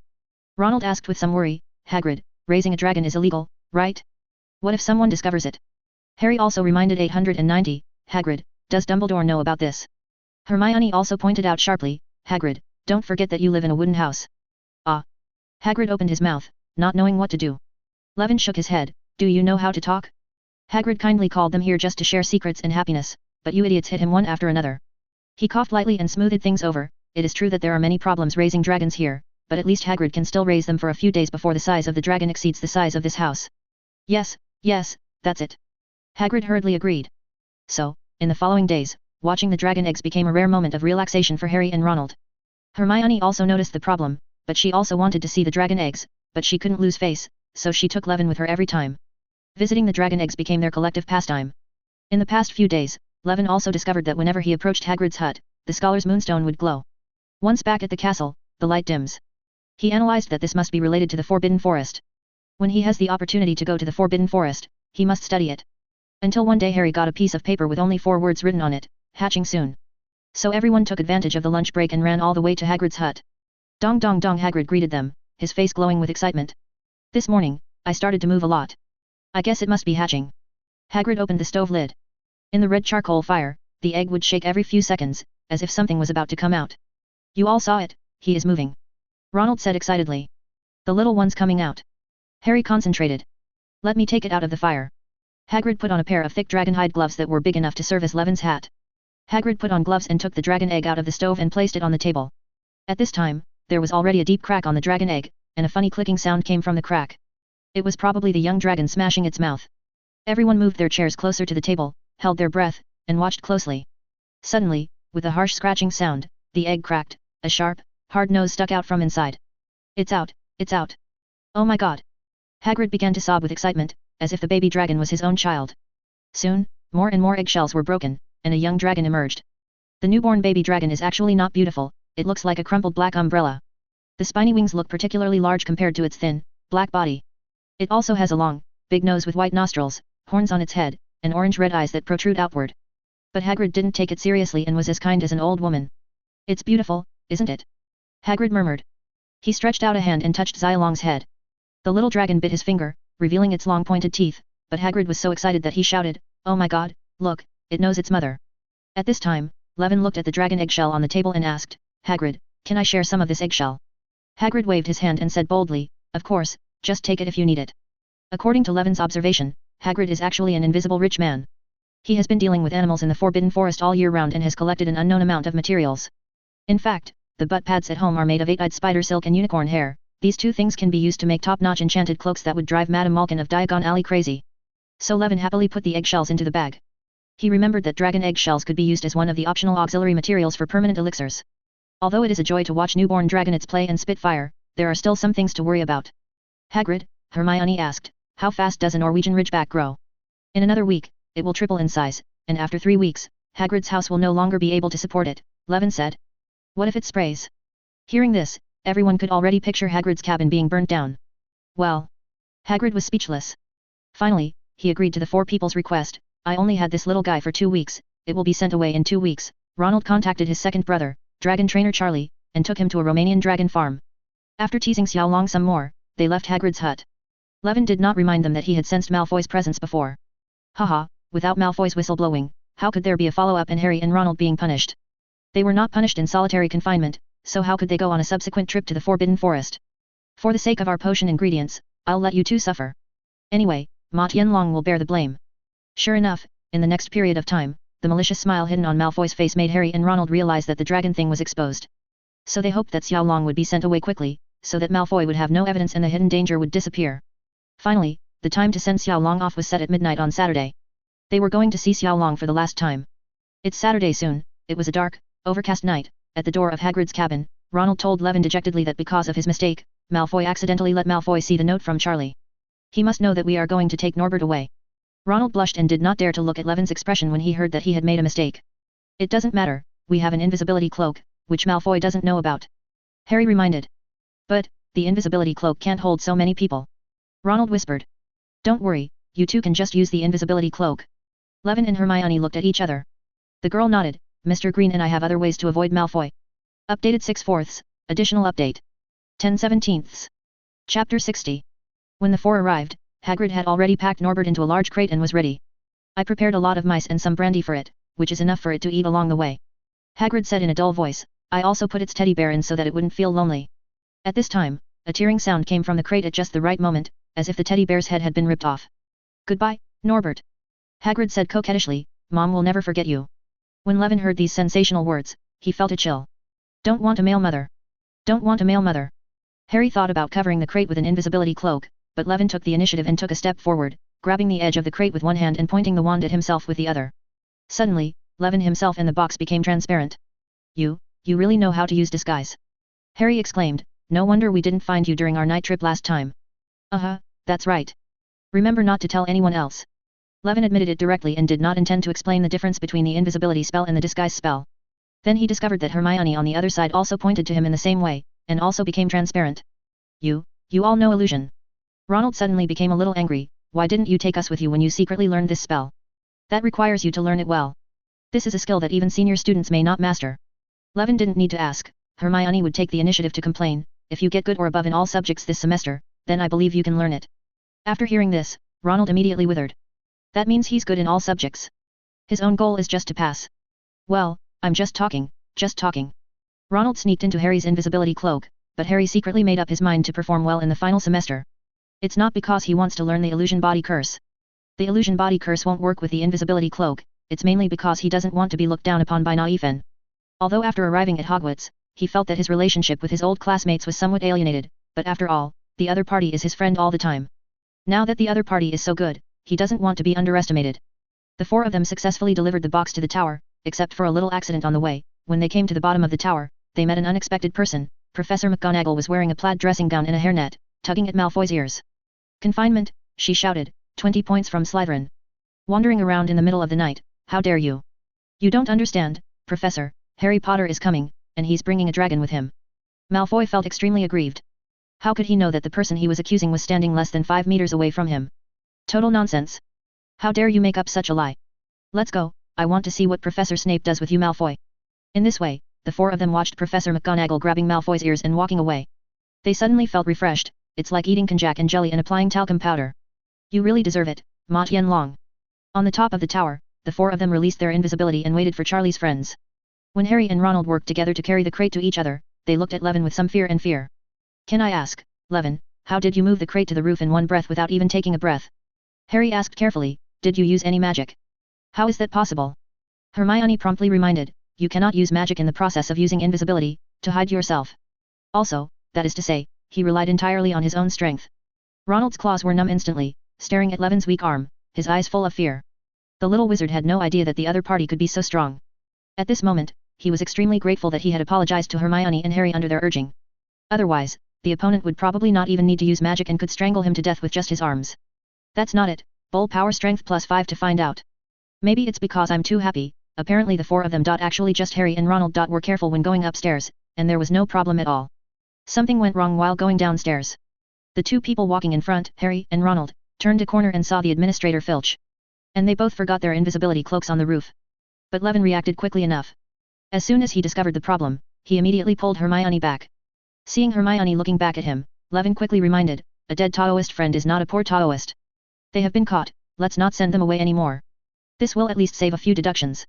Upon hearing this, Hermione immediately convinced her inner sense of morality, cast invisibility on herself together with Levin, and then fled without any sense of loyalty. The next day, Levin went to the auditorium hall to have breakfast as usual. After entering the auditorium, Levin discovered that the atmosphere among the students on the long table was strange.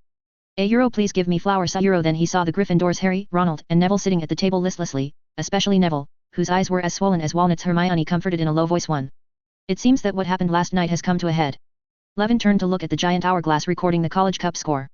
At this moment, the huge hourglass representing Gryffindor was only scattered with a thin layer of rubies. It was quite high yesterday. Compared with the empty appearance of Ravenclaw's neighbors, which are filled with sapphires, they look weak, pitiful, and helpless. For the little lions, this is undoubtedly a huge blow. Originally, Gryffindor's score this semester ranked second, only lower than Ravenclaw, who suddenly rose to prominence due to Levin. But they at least surpassed their old rivals, the Slytherins, who had won 6 consecutive house cups. But now, you don't need to look at it to know that they are definitely ranked last. Even the chance of catching up with Hufflepuff is slim. The question is, how could they suddenly drop 150 points? Soon they found out, the famous Potter and his 2 stupid friends caused their grades in the school year to almost disappear. They know that they can't compare to Ravenclaw who has 11, but maybe surpassing Slytherin would be satisfying. What now? Everything is gone. But today, yes, they were deducted a full 150 points. Among them, Harry and Ronald were caught red-handed, while Neville wanted to remind them about Malfoy, but was also caught red-handed. Professor McGonagall was furious and deducted 50 points for each of them. Harry was once one of the most popular and admired figures in the school, the pride of the Gryffindors, but now he suddenly became their shame. No one among the Gryffindors wanted to sit with them, no one wanted to talk to them, and they didn't lower their voices when insulting them. On the other hand, whenever the Slytherins passed by them, the little snakes always clapped, whistled, and cheered.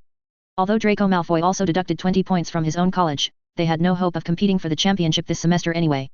In the eyes of the little snakes, Malfoy used 20 points to exchange Gryffindor's 150 points. Although Slytherin's points were obviously deducted, it actually allowed the Academy to surpass Gryffindor and rise to second place. This deal was done.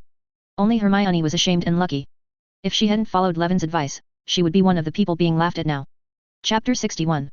Watching Harry and the other two being overwhelmed by the rumors, in fact, Levin felt a little guilty inside. Obviously he had sensed Filch's arrival, but he sold them out for the trip to the Forbidden Forest. Of course, that's all there is to guilt. After all, there was no him in the original work, so Harry and the others were still deducted points. His existence at least saved Hermione, which probably cost them 50 points less. However, Levin did want to try to help them. On the one hand, I can't stand this kind of campus bullying, and on the other hand, I also want to make Gryffindor disgusted. So after finishing breakfast, he stood up directly, and with everyone watching, he came to Gryffindor's table with great fanfare and sat next to Harry. Because of the crowding, there was no one around them. People sit. Then, he deliberately said to them in a loud voice, wishing he could use a loud voice for himself, ignore them, Harry, Ronald and Neville, ignore these people's slander. The classmates who would exclude you because of this matter are just superficial classmates. A friendship severed over this incident is a hypocritical friendship. And these superficial and hypocritical classmates and friendships are not worth your sadness. 340 Levin's words made the Gryffindors around him glare at him, but he didn't care and continued to comment loudly, I believe that if this happened to me, if I let Ravenclaw deduct 50 points. I believe that my smart classmates will only criticize a little, and then work with me to make up for the points, and it's not about adding insult to injury. The Ravenclaws puffed up their chests in agreement. Not to mention you, Potter. Because of your performance in Quidditch, Gryffindor defeated Slytherin this year and got more points than before. These points are enough to make up for the 50 points deducted. And your classmates, but I only see your current mistakes and forget your past glory. Looking at the Weasley brothers, they haven't stopped losing points since they entered school. The scattered points add up to over 50 points, but they are still very popular. He paused and looked around. Some Gryffindors lowered their heads in shame, but George and Fred held their heads high proudly. When your peers are honored, they are honored. When your peers are deducted, they are humiliated. Good students are criticized when points are deducted occasionally. Troublemakers occasionally do good deeds and turn around. They still represent courage, loyalty, and will a Gryffindor. They are so hypocritical, they are even worse than Slytherin. No matter how good Slytherin is, at least they are united. The Slytherins also showed proud smiles. Although they were a little dissatisfied with the words not even as good as Slytherin, at least they were positive examples in comparison with Gryffindor. And what about those Gryffindors? Some were criticized and angry, some were ashamed, but no one came out to admit their mistakes or defend themselves. This is the Gryffindor known for his courage. In fact, in the original book, they continued to repeat this bad behavior throughout Harry's school life. After listening to Levin's words, the guilt in Harry's and the other three's hearts finally eased a lot, and Hermione didn't blame herself so much either. But the same thing is that their eyes looked at Levin with gratitude. This is a true friend. If they weren't true friends, who would support them in this situation? In fact, neither they nor the other little wizards present have thought clearly that Levin's series of remarks just now were not entirely correct. It is full of rhetoric and subtitled concepts. For example, Levin's part about him and Ravenclaw, if he gets points deducted, Ravenclaw people will still support him. In this passage, Levin cleverly uses a reasonable fact to cover up a wrong reason. If he really gets points deducted, Ravenclaw really won't have anything to say about him. But this is not because Ravenclaw is more united and sensible than Gryffindor, it is because the actual status of Levin and Harry in their respective houses is different. If Harry's reputation level is worship, then Levin's reputation level is awe. People with admired reputation will still be excluded if they do extraordinary things, because everyone is equal, but if a person who is revered by others does anything out of line, others will not dare to say anything. Through his crushing academic ability, the strength he showed when defeating trolls, and the reputation he built in Quidditch, Levin is in this position in Ravenclaw. As for why Levin wants to support Ravenclaw, that is of course to complete the bullying of the bullies. The reason Gryffindors can bully Harry and others is because they are the majority of Gryffindors, and the atmosphere they create is something Harry and others can only passively endure. This is the bullying of the minority by the majority. And if you want to complete the bullying, you must naturally make the bullies a minority. How to turn an entire group of Gryffindors into a minority? Naturally, let the other three houses bully Gryffindor together. Therefore, he would mention himself and support Ravenclaw in order to win over Ravenclaw's power in public opinion. That's why he provoked Slytherin in words, because Slytherin and Gryffindor were the most hostile, and there was no need to win over each other. You can achieve your goal by provoking them 10 times. Finally, why didn't Levin mention Hufflepuff the entire time? Because Hufflepuff follows the crowd most. If others have already reached an agreement, they will most likely choose to go along with it. So, under Levin's guidance, the situation has become that the three houses unanimously look down on Gryffindor for treating one of their own. Of course, the most important thing is, in this process, he brought his ability to charm humans to its limit, and use psychic controller to make the effects of magic control spells and mental abilities equivalent to each other, bursting out all the blessings of the mind on abilities. This made his words deafening and convincing to everyone. In this weird atmosphere, many little lions also quietly gave in. The Gryffindors who had insulted Harry and others before ran away after breakfast. Seamus, who had a good relationship with Harry before, apologized to Harry hesitantly, saying that he should not have turned his back on him at the critical moment. Several senior students also bowed and apologized when they passed by them, and then left quickly. In short, with just one word, Levin changed the situation of Harry and others to a great extent. Even though there are still a large part of Gryffindors who still don't want to pay attention to Harry and others, compared to the situation in the original book, they are doing pretty well now. Levin was very satisfied with his speech. On the one hand, he successfully tested the practical effects of psychic abilities and magic control spells. Since he wants to subvert the magic world and raise a floating city in the future, he must learn such political methods in order to gain more supporters. On the other hand, this practice also gave him more insights into psychic abilities. You successfully used psychic powers and magic control spells to distort the will of others on a large scale without being discovered. You have a deeper understanding of the power of the mind. Your Psion level +1, you understand the mind. Supernatural powers, detect thoughts, memory control, psychic explosion, thought communication detection of thoughts, 2-ring magic control spell / psychic power, the caster can listen to other people's superficial thoughts, similar to legilimency psychic blast, 3-ring magic control spell / psychic power, shocking the minds of enemies in the cone area ahead memory control, 4-ring magic control spell / psychic powers, capable of adding, modifying and deleting target memories. The target must have no resistance, including yourself, thought communication, 4-ring magic control spell / psychic powers, maintaining mental communication with other creatures. The Psion profession has seen another wave of growth. After reading a series of new spells, Levin suddenly felt that his ability as a psychic to play with people's minds was getting stronger and stronger. Another unexpected surprise is that after this speech, Ravenclaw's eaglets changed their view of Levin. In fact, Levin's performance has been firmly affecting the behavior of the eagles. His excellence is amazing, and his positivity and studiousness are also regarded as a model by many people.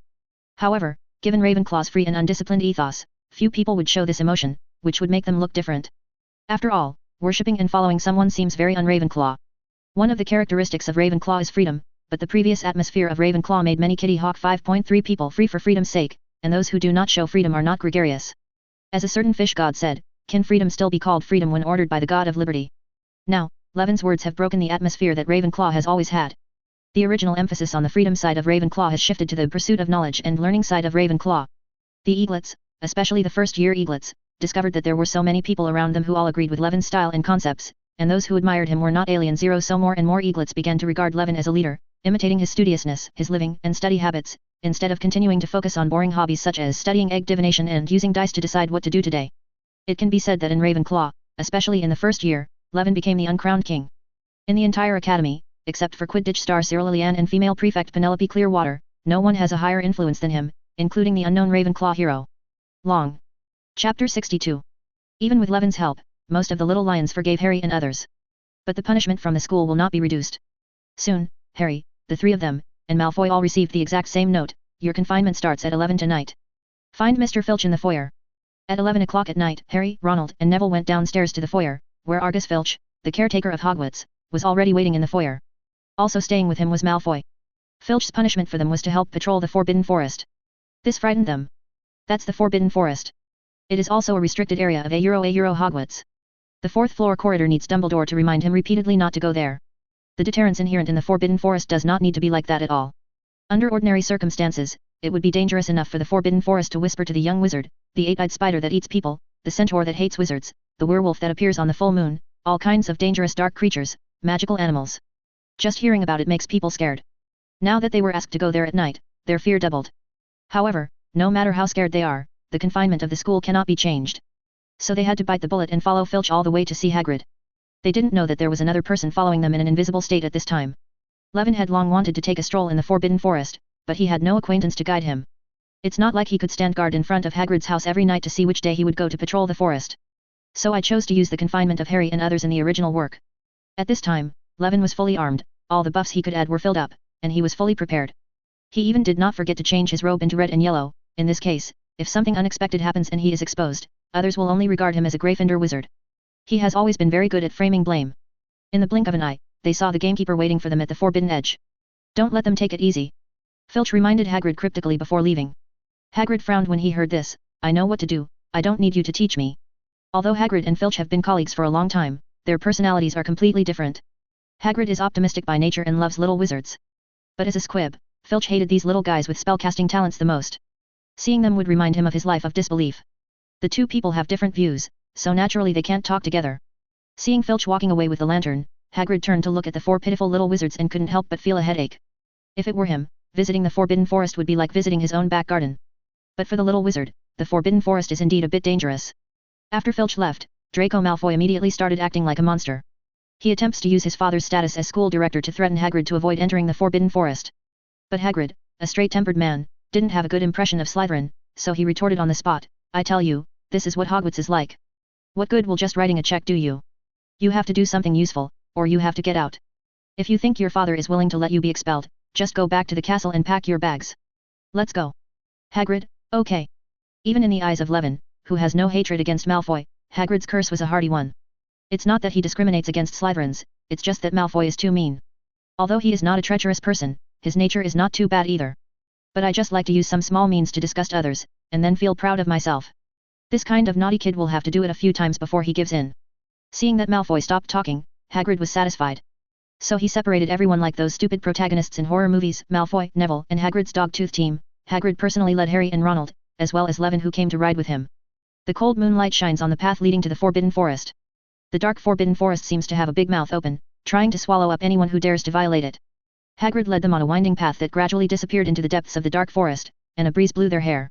Looking from the entrance, the scenery of the dense forest is hazy and unclear, and the strange-shaped branches are like devils with teeth and claws, waiting for the arrival of prey. The moonlight shines through the gaps between the leaves and onto the aperture on the ground. Instead of letting people feel the warmth of the light, it gives people a strange and misty feeling of dizziness. Because he was patrolling the forest, Hagrid didn't walk very fast. As he walked, he observed the surroundings and introduced Harry to the surrounding animals and plants. As a friend, Hagrid still takes good care of them. With Hagrid's help, the two gradually let go of their fear of the Forbidden Forest and began to appreciate this vibrant world. Behind them, Levin, an illegal tourist who used the tour guide, listened to the explanation of the gold medal tour guide Hagrid while collecting precious materials along the way, grass bugs in the shrubs, jumping toadstool caps under the trees, belladonna, white berries, moonstone, soundless bird feathers. Relying on his strong perception, Levin did not let go of any possible materials nearby. He even collected the blood of unicorns he saw on the road. Unicorn blood contains powerful vitality, but those who drink it will also be fatally cursed. But drinking it directly and using it to make potions are completely different things. Levin followed Hagrid all the way, but after walking for about an hour, he had to say goodbye to several people, deviate from the safe path taken by Hagrid, and go deeper into more dangerous areas. The reason is that Levin discovered a nest of motla rats in the distance. This animal has a sea anemone-shaped tumor on its back, and the juice in it is a very important magical material. After being separated from Hagrid, Levin could only move freely in the Forbidden Forest. Use your senses to look around and find the materials you need. However, Levin soon discovered that the moonstone in his bag was causing trouble again. Even if the dragon skin wallet can completely block its light, the power in the available stone keeps rising and falling, making Levin agitated. What does this thing seem to be foreshadowing? Levin tried going in different directions, and found that when he went in a certain direction, Kishi's power fluctuated the most. Out of curiosity, he walked straight in that direction. The further he walked, the more something was wrong. While walking past a moss-covered tree stump, he saw large drops of silver-blue blood, indicating that the unicorn had been seriously injured. Could this thing be pointing in the direction? After walking around a big tree, Levin heard the sound of horse hooves and looked ahead to see an open space. In the clearing, a silver-white unicorn was confronting a masked wizard wearing a black cloak. "Oh no, why did you lead me here?" Levin cursed inwardly. With his caution, even if he is confident, with his current strength, he can fight against Quirrell who is possessed by Voldemort.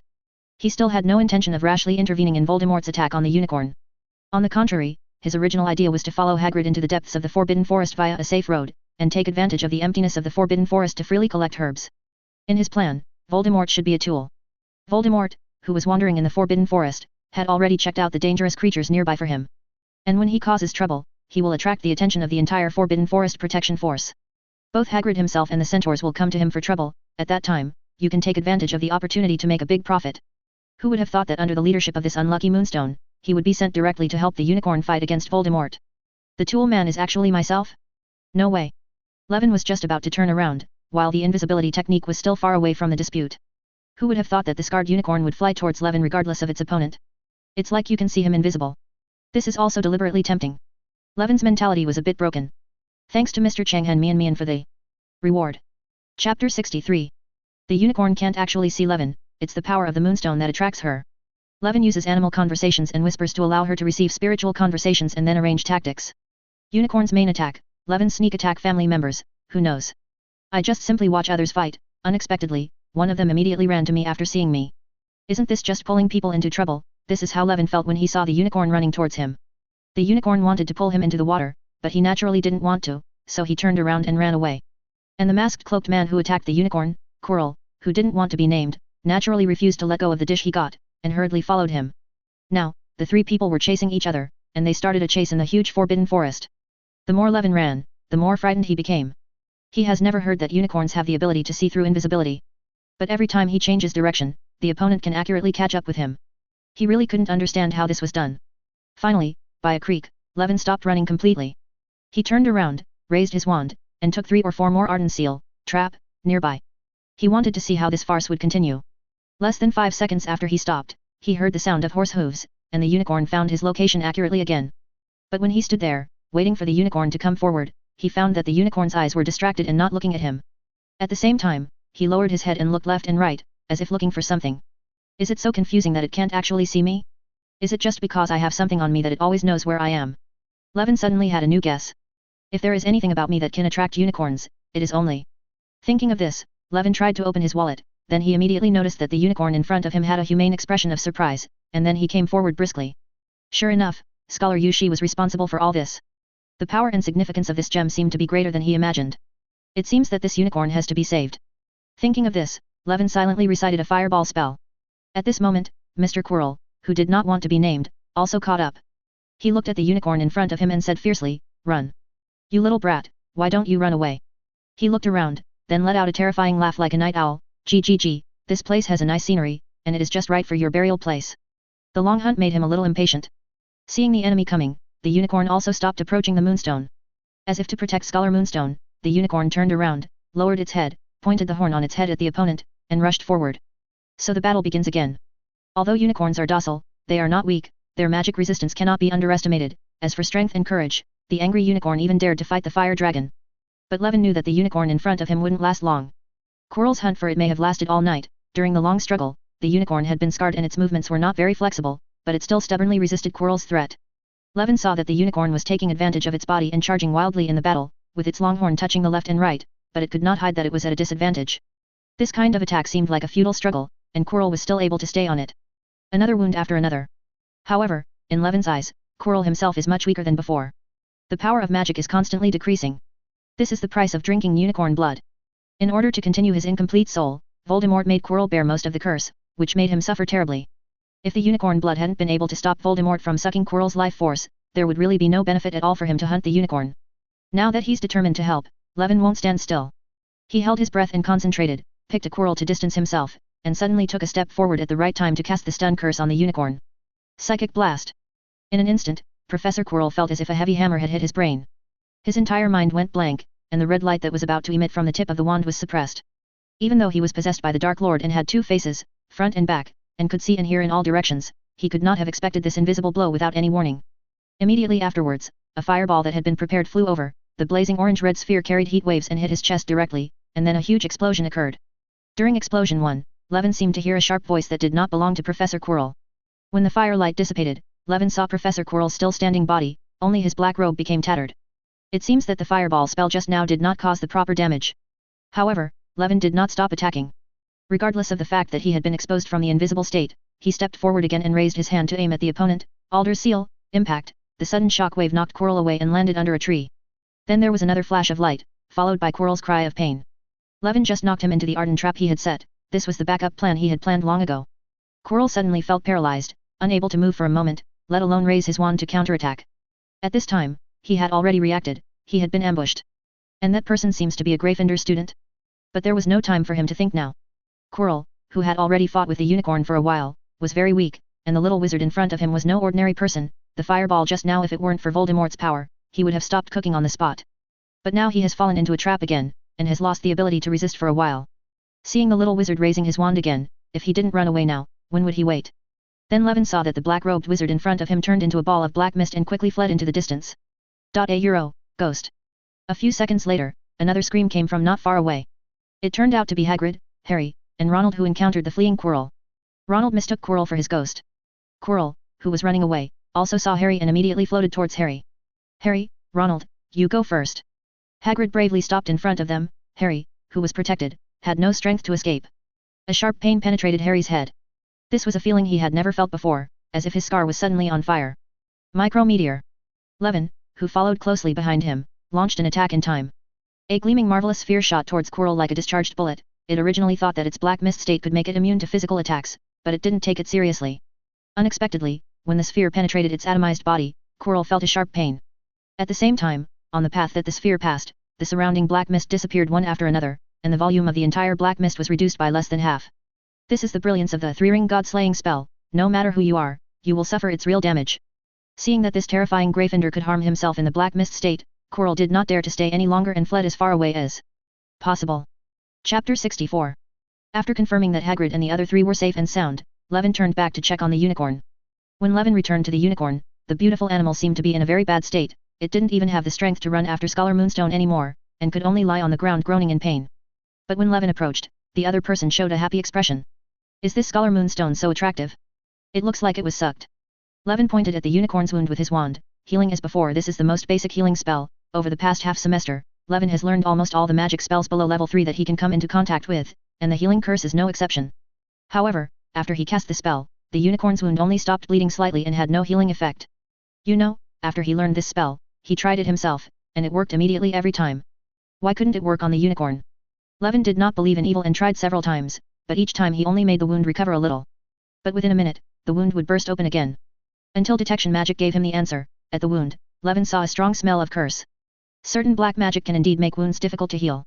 A typical example is the Shen Feng Wu Ying invented by Snape. Levin was a little helpless at this time. He tried taking an uplifting potion from the Aura Spell and feeding it to the unicorn, but it still had little effect. Suddenly, he discovered that the unicorn also had a wound on its nose, but now it disappeared. How is this going? He looked at the unicorn, who was lying meekly next to Levin, keeping his head close to the wallet at his waist. Could it be the effect of Scholar Moonstone? Levin took out the moonstone and tried to place it near the most obvious wound on the unicorn's thigh. Then he discovered that as the moonstone got closer, the curse on the wound began to gradually fade, and was eventually completely dispelled, and the wound also showed signs of recovery. He used the healing spell on the wound again. This time the effect was much more obvious, and the silver blue blood finally stopped flowing out. It turns out this thing has the power to dispel curses. So, in the next period of time, he used the power of the moonstone to dispel the curse and heal all the wounds on the unicorn. Soon, the unicorn's life would be fine, and it would be back to its original state as long as it rested for a period of time. You watched Scholar Moonstone expel the black magic curse, and you understood the spell Remove Curse Relocation Curse, a 3-ring protection spell that instantly removes all curses on an item or creature. You understand the healing power of Moonstone, you understand the technique of using the power of nature to restore life, you understand the mage's rejuvenation technique rejuvenation, using the power of nature for treatment rejuvenation? Isn't this a druid's spell?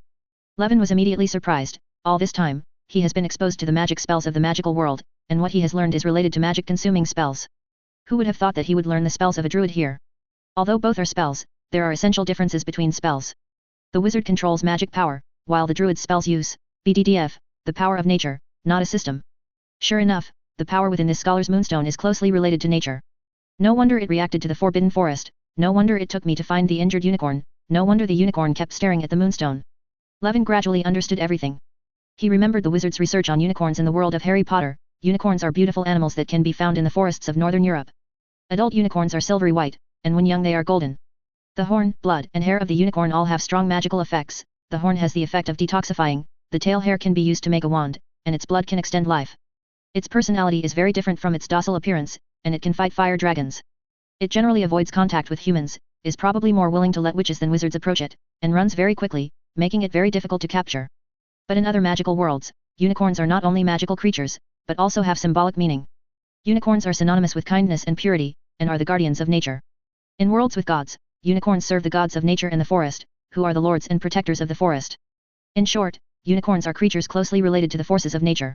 According to research by wizards in the Harry Potter world, the magic used by magical creatures is different from the magic used by wizards. As for the difference, whether each magical creature has unique magic power, or whether there is another power system between magical creatures, they did not discuss it further. But Levin can now be clear, in this world, besides magic, there is at least one other power system, that's the force of nature. This power exists widely in nature and in magical creatures related to nature. If this result is published in a book, it will definitely cause a sensation in the entire wizarding world.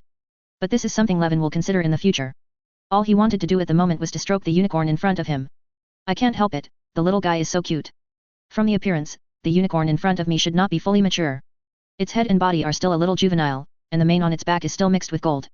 Although the unicorn's hair looks a little messy due to the previous battle, the silver hair that is completely free of color and as smooth as brocade is really attractive, coupled with the graceful appearance of a horse and the watery big head eyes. Even Levin, who doesn't keep pets very much, wants to touch them.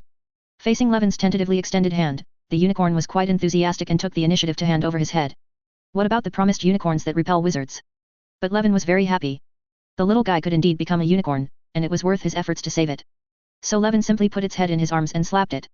Hey, stop rubbing, my mane is messed up. Halfway through the process, Levin suddenly heard a childish female voice in his arms. It was broken, and then he remembered that he could talk to animals. Well, you can talk. Levin let go of the unicorn's head and said sheepishly. Of course, what unicorn can't speak? The little guy rolled his eyes humanely, then tilted his head and looked at Levin with a strange look. Mr. Druid, how could you say that? What about the language of unicorns? The expression of its tilted head once again struck Levin. Resisting Rua's desire to give it a try, Levin explained, this is the function of magic. In fact, I can communicate with almost any magical creature, as long as they can communicate. This sentence is true. Although Levin has animal conversation, the quality of the conversation depends entirely on the intelligence of the animal. Similar to ordinary kittens and puppies, as well as Levin's eagle owl Hermer, talking to them is like communicating with a 3 or 4-year-old child. If it is a toad, a mouse, or even a creature with lower intelligence, then communication is limited to the simplest and most basic emotions. When encountering a unicorn, a creature with the intelligence of an adult, it is natural that it can speak normally. So that's it. Magic is really amazing. You are worthy of being a druid. The unicorn nodded as if he understood, and then happily raised his head on Levin's chest, just in time. Since I can talk to Lord Druid, I want to say to you face to face, thank you, Lord Druid, for saving me. Master Druid is really smart. He laid out the trap early in the morning, then led the bad guy here and defeated him in one fell swoop. Master Druid is so amazing. Wow, thank you so much. He is such a frank kid. But it is a pity that the druid you admire was not luring the enemy, but running away. The trap was only hastily arranged. In the end, the fight with the Dark Lord was a last resort, and he did not take the initiative to help you. But facing this watery, shining innocent look, Levin really couldn't bear to live up to her expectations. So he nodded, it's okay little guy, this is what I should do. Then, he asked strangely, it's you, little guy. I'm obviously a wizard, why do you call me a druid? Do you know what a druid is? What else can a druid be? A druid is a druid. The unicorn looked at Levin with a confused look on his face. My parents told me that the person who represents nature is the druid. Moonstone chose you, and you are the spokesperson of nature, so you are the druid. It seems that they haven't seen the druid either. It's no wonder, this is the world of wizards after all. Druidry and other things have disappeared thousands of years ago, but judging from the scholar moonstone left by the ancient Celts, there might have been some a real druid, and the moonstone is the druid's artifact or something. In this way, after the Saxons landed in England, they ruled the Celts and eliminated the druids. Could it be that the wizards consciously exterminated the druids behind this? After all, they are all spellcasters, so they are extremely jealous of each other. Levin felt that he might have accidentally guessed the truth. However, this kind of historical issue has nothing to do with him now. The key is the issue of the moonstone and the power of the druid. Since the moonstone possesses the power of nature and is a sacred object of the druid, is it possible for him to master the power of the druid? Updated 5/4, additional update. 11/18. Chapter 65. Levin thought, since the other party mentioned her parents and said that her parents told her about the druid, most likely her parents knew something. So Levin smiled at the unicorn, little guy, since your injury has healed, let me take you home. It just so happens that I have some questions that I want to ask your parents for advice. Okay, the little unicorn stood up happily and led the way, then please invite Master Druid to go home with me. But Master Druid can't see my father. Mom, because they have been killed by bad guys. Actually killed by Voldemort? Looking at the sad eyes of the little unicorn, Sir Wen couldn't help but feel a burst of resentment. He was indeed a heinous guy, and he couldn't bear to kill such a beautiful creature. He touched the unicorn's head lovingly, I'm sorry, little guy. My condolences. It's okay, Lord Druid. The little unicorn shook his head, his eyes brightening, my parents left a group of younger brothers and sisters to accompany me, and I will raise them well. What a kind little guy. Levin patted her neck and said, please show me your brothers and sisters. By the way, don't talk like a druid. It sounds strange. You should call me by my name, Levin Green. I can also call you by your name, so that we can be friends. Well, Mr. Levin and I are friends. The little guy snorted happily, and then said, but I don't have a name. Why? Levin asked curiously. Because I am not an adult. Only adult unicorns can be given names by their parents. The little unicorn thought for a while and suddenly said, since I have to raise my younger siblings, I should be an adult. Now that I am an adult, I should have a name. Can Levin give me a name? Name? Me. Levin suddenly felt strange. He thought for a while and finally found a suitable word in his memory. Then I'll call you Luru. Lari is the name of a certain unicorn god in Otherworld. She is not only the queen of the unicorns, but also the queen of all sentient beasts. She is also the ally and mount of the forest god. Levin felt that he was very destined to the little guy in front of him, so he gave her this name. Not only did he hope that she would be strong, but he also hoped that she could become a wedge between him and the creatures in the Forbidden Forest.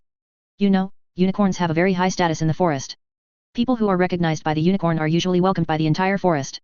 And since Levin possesses the Scholar Moonstone and is called Lord Druid by the unicorn, it makes sense for him to make a cameo appearance as the god of the forest. Okay. I will call Larry from now on, thank you Master Levin. The unicorn immediately recognized the name and jumped up and down beside Levin like a joy. Suddenly, she came close to Levin, rubbed his chest and said, Mr. Levin, this place is a bit far from my home.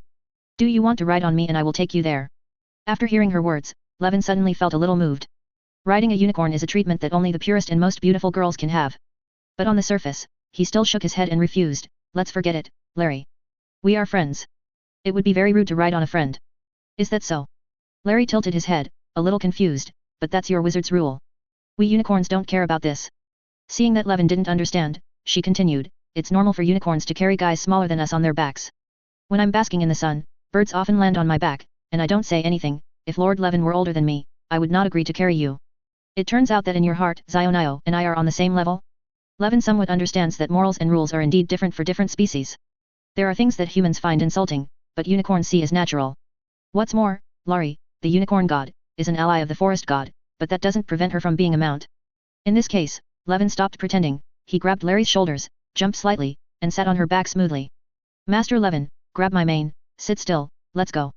After saying that, Lari stepped forward and walked towards the depths of the Forbidden Forest. Riding on the back of the unicorn, Levin hugged her neck and felt the wind blowing on his cheeks, feeling inexplicably like a galloping horse. Maybe this is the romance of men, even though Levin had already tried true top speed on the Quidditch field, but the feeling of riding Lari through the Forbidden Forest still made his heart beat. The two crossed a narrow stream, passed through the forest and reached a shallow lake beach. The lake is surrounded by tall fir trees, with lush grass on the beach and various fireflies flying around the water. The water at the beach is very shallow, at most it can only cover Larry's knees. And in the shallow water area, a small island in the lake suddenly arched up. There are green plants growing on the island, and some of the trees are connected to each other to form an arch, which looks particularly dreamy. This is Larry's home. Levin jumped off Larry's back and followed her through the water toward the island in the lake. Halfway there, Levin noticed that a foal's head suddenly appeared from behind the arch, but with an additional horn. Then the second one, the third. Unexpectedly, there were 5 little unicorns hidden behind this arch. Seemingly seeing the arrival of the stranger, the little unicorns retracted their heads and hid. Sorry, Master Levin, these little guys may be a little shy. Larry said helplessly, can you stay here first? Let me go and have a few words with them. Of course, Larry, you're welcome. So Levin returned to the lake and asked Larry to return a unicorn to the island. These little guys who had not yet molted were still golden. When they saw their sister coming back, they jumped out from behind the arch lively. Levin saw from a distance that Larry and them rubbed each other, and then he didn't know what they said.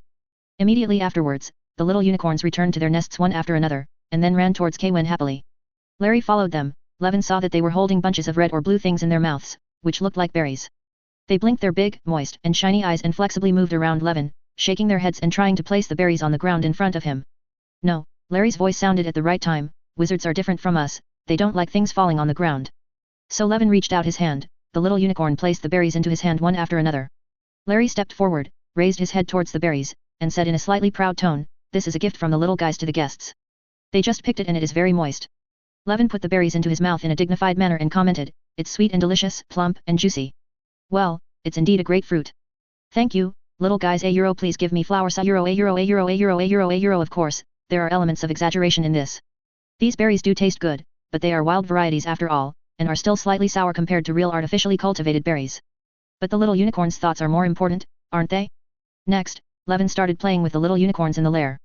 The little ones also like this little wizard who is full of nature. So Levin gained the power to mess with them however he wanted. Looking at the fluffy ponies surrounding him, Levin began to understand the joy of keeping pets for many people. Before leaving, Larry took him to a corner of the lair. There was a hole formed by a dry tree stump, and in the hole Levin saw a treasure that would drive any master of potions and alchemy crazy, 7 or 8 broken unicorn horns, with an average length of 20 centimeters, a large bundle of unicorn tail hair and gold and silver unicorn fluff almost filling the entire stump. I heard from my parents that you humans like these things very much, so we will deliberately collect these fallen horns and hairs and occasionally leave a strand of them to the forest rangers here to express our gratitude. Larry said seriously, because Lord Levin is a wizard, these things should be useful to Lord Levin. Master Levin has saved my life and is a friend, so Master Levin can take anything here if necessary. Really, really.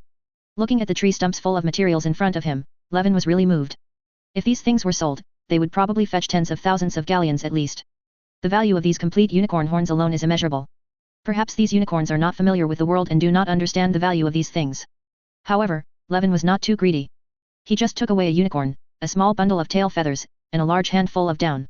Under Larry's doubtful gaze, he smiled and said, "You also said that we are friends, so what's the difference between leaving these things here with you and leaving them with me?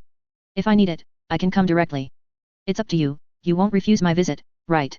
"Of course," Larry said happily, "Master Levin can come anytime." In addition to Larry, the little unicorns also had parting gifts, which were still berries and mushrooms. One little guy even bit into a handful of the most tender and juicy grass and spit it into Levin's hand, making him dumbfounded.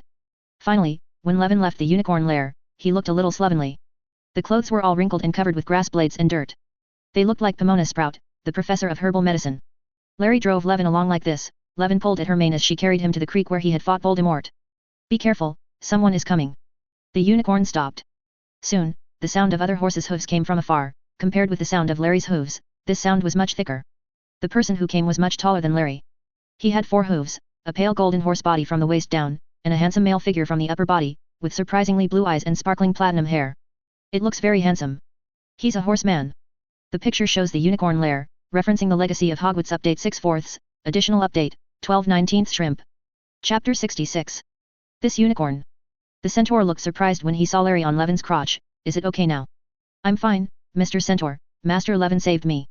Larry replied. However, in the ears of the horseman, these words were just a cough.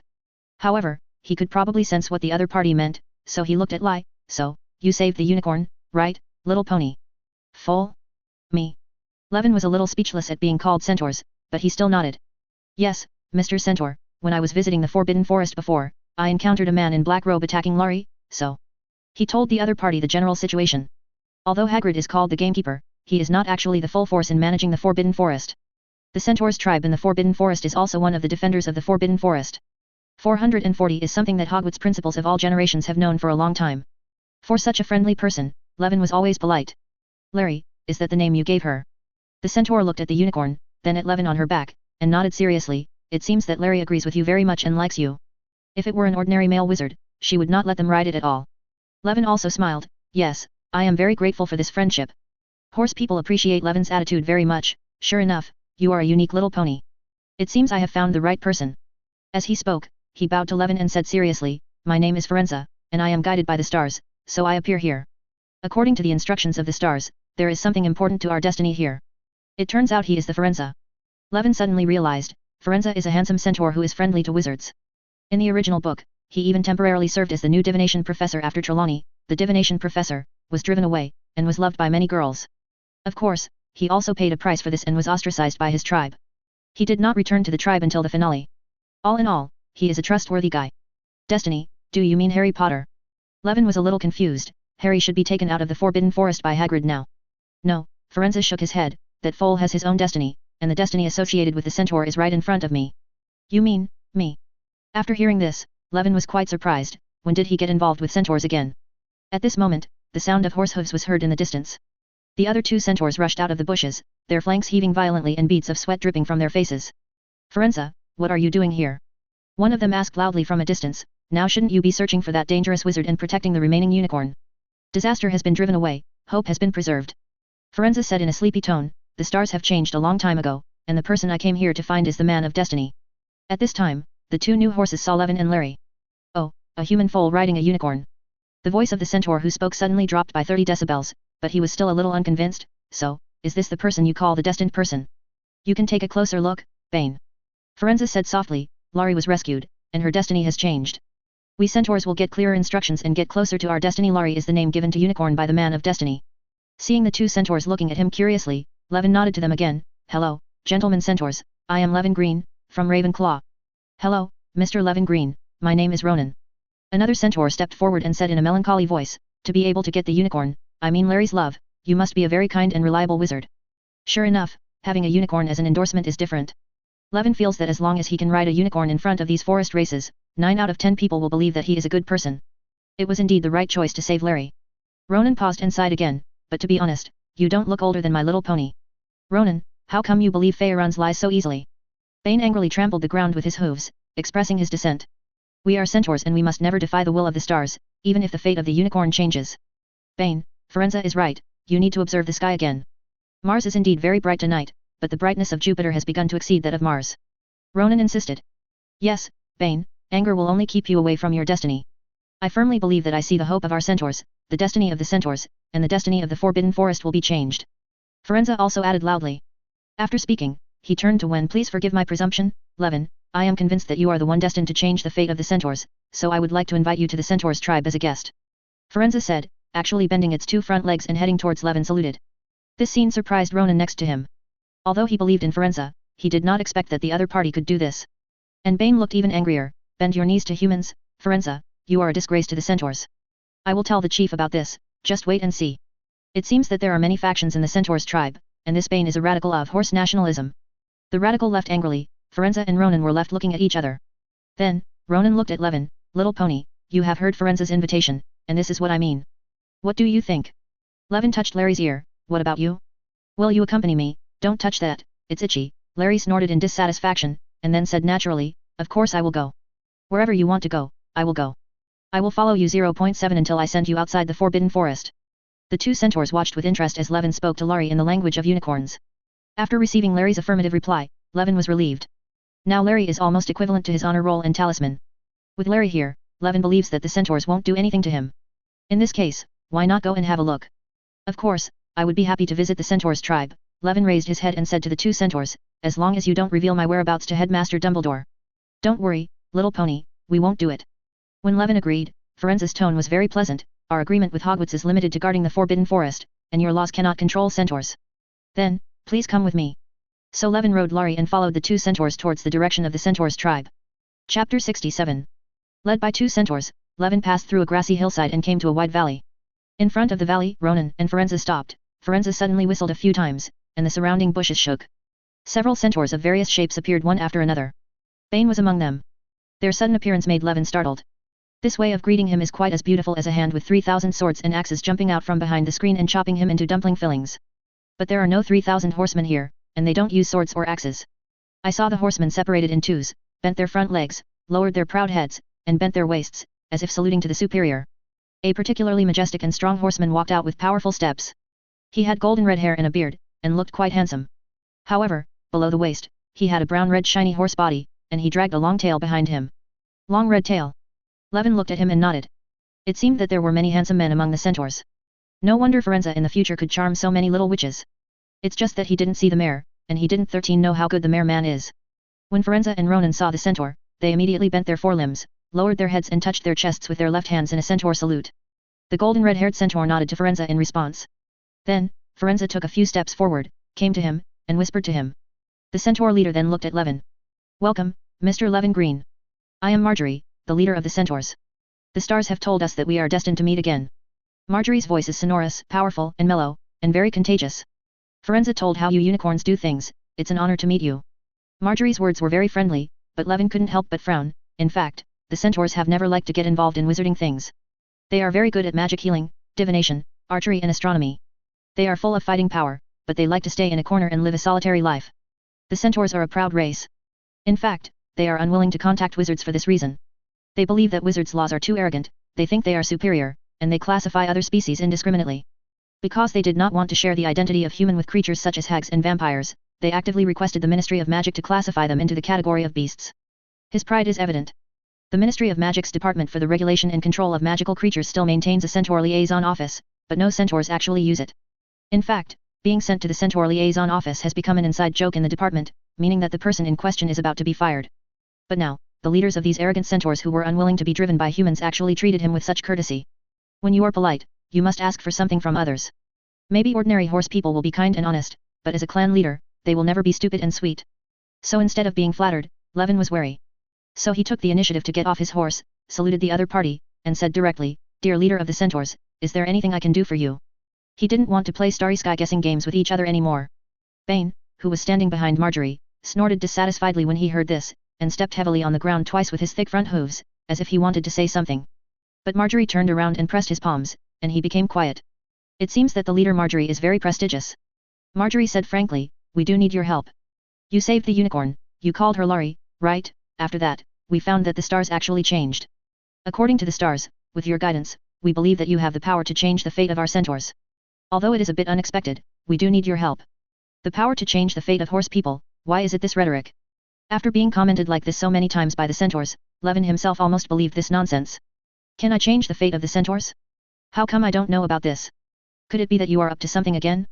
Levin lowered his head and glanced at his small bag.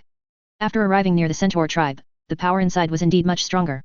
Perhaps the centaur's divination is very accurate, but with all due respect, I don't know what power I have that can help the centaurs. Levin pretended to be confused. He hesitated for a long time even to help Lari, let alone the centaur. He was still a little cautious when encountering such unknown things. I'm sorry, Mr. Green. Although we centaurs can use the stars to clear away some clouds of the future, we don't know much about the details. Marjorie said with a wry smile. However, I can confirm that in the prophecy, as long as the man of destiny arrives at the centaur's tribe, everything will fall into place. Therefore, why don't you go to the centaur's tribe with me? Can we entertain you well? If you want to have some late night snacks, we will be happy to oblige, and then you can leave at any time. What do you think? Go to the centaur's tribe to stay for a while, have some midnight snacks and then leave? Levin thought about it and realized that this didn't seem too scary. He looked at Larry again, and the little guy took the hem of his clothes in his mouth, indicating that he wanted to join him. Marjorie also saw her actions and said boldly, of course, our unicorn friends can come too. Levin thought for a moment and nodded. Then please, distinguished guest. With that said, Marjorie raised the premise and ordered the other centaurs to start preparations. At this time, Levin had been active all night. After fighting with Voldemort, he ran around in the Forbidden Forest, from the unicorn nest to the centaur's tribe. Even though he rode on Larry's back for most of the trip, he was indeed a little hungry and thirsty. Berries alone won't fill your stomach. Therefore, he was not polite and looked forward to what the horse-style dishes would be like. It couldn't possibly be worse than Dayan cuisine. As the team progressed, the centaurs took Levin along the tributary river leading to the Black Lake. After passing through the thorn bushes in the valley, Levin's eyes lit up. Ahead is the hinterland of the valley. The land is relatively open and flat, and the horse tribe is located in it. In 303, a circle of wooden fences and walls are dotted with circles of conical tents.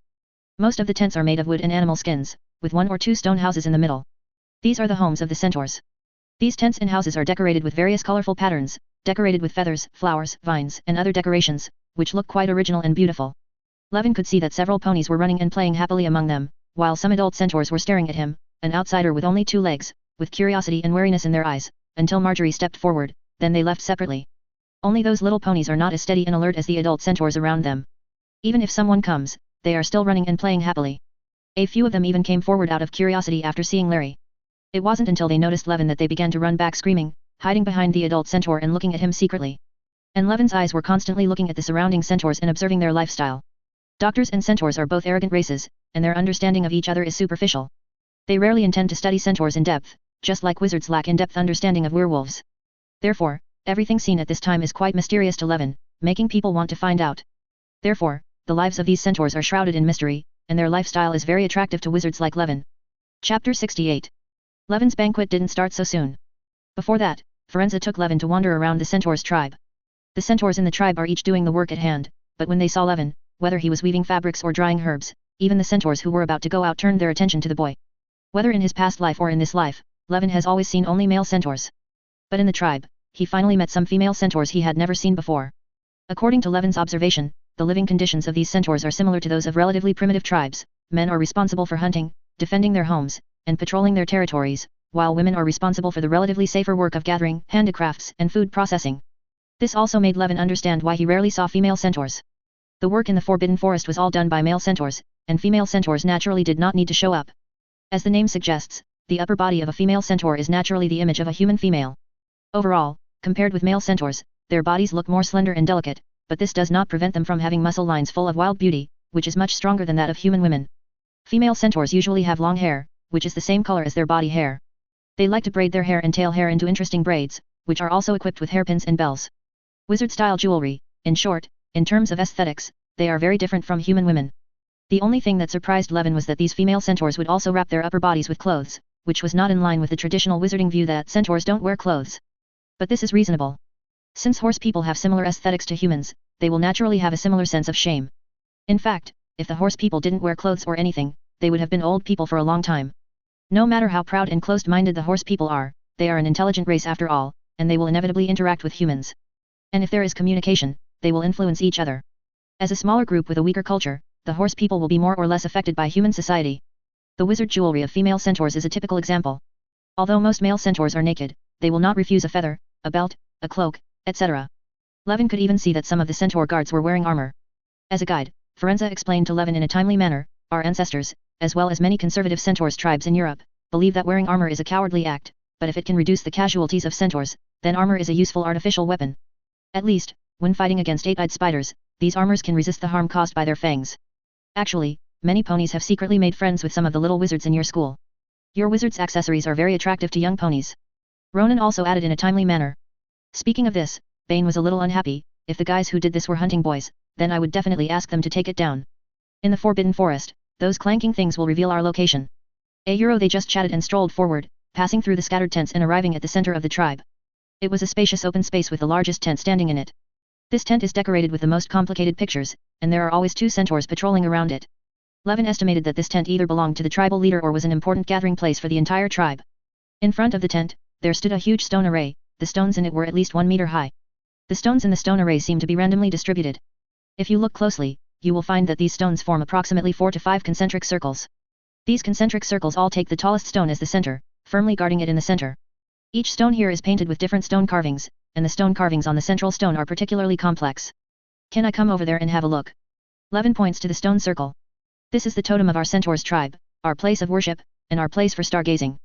Forenza introduced Levin, but you are a man of destiny and a distinguished guest of the centaurs tribe, so you can visit at will. Thank you very much. Levin thanked him, I won't mess around.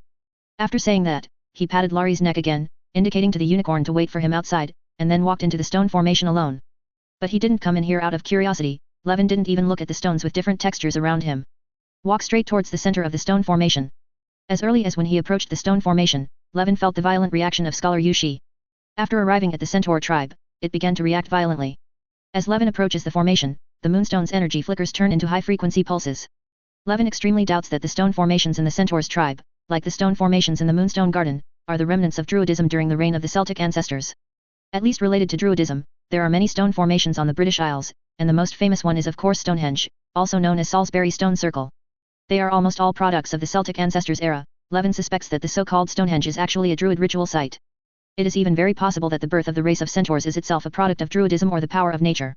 There is certainly a reason for Levin to think so. He still remembered that in the library of Hogwarts there was a diagram of the golden section anatomy of a centaur modeled on Leonardo da Vinci's Vitruvian Man. Judging from that anatomy diagram, the body of the centaur is quite abnormal. They not only have the chest cavity of the human body, but also retain the abdominal cavity of the horse body. At the middle connection, there is a thick layer of supporting diaphragm to divide it. Compared with humans, horse people have longer lungs and a more bloated digestive system. It even retains 12 pairs of human ribs, 18 pairs of horse ribs, and 2 large hearts. This kind of biological structure can never be the product of natural evolution, but can only be shaped by the day after tomorrow. Considering that there is no god in the world of Harry Potter, and considering the habits of centaurs, it can only be the function of the force of nature.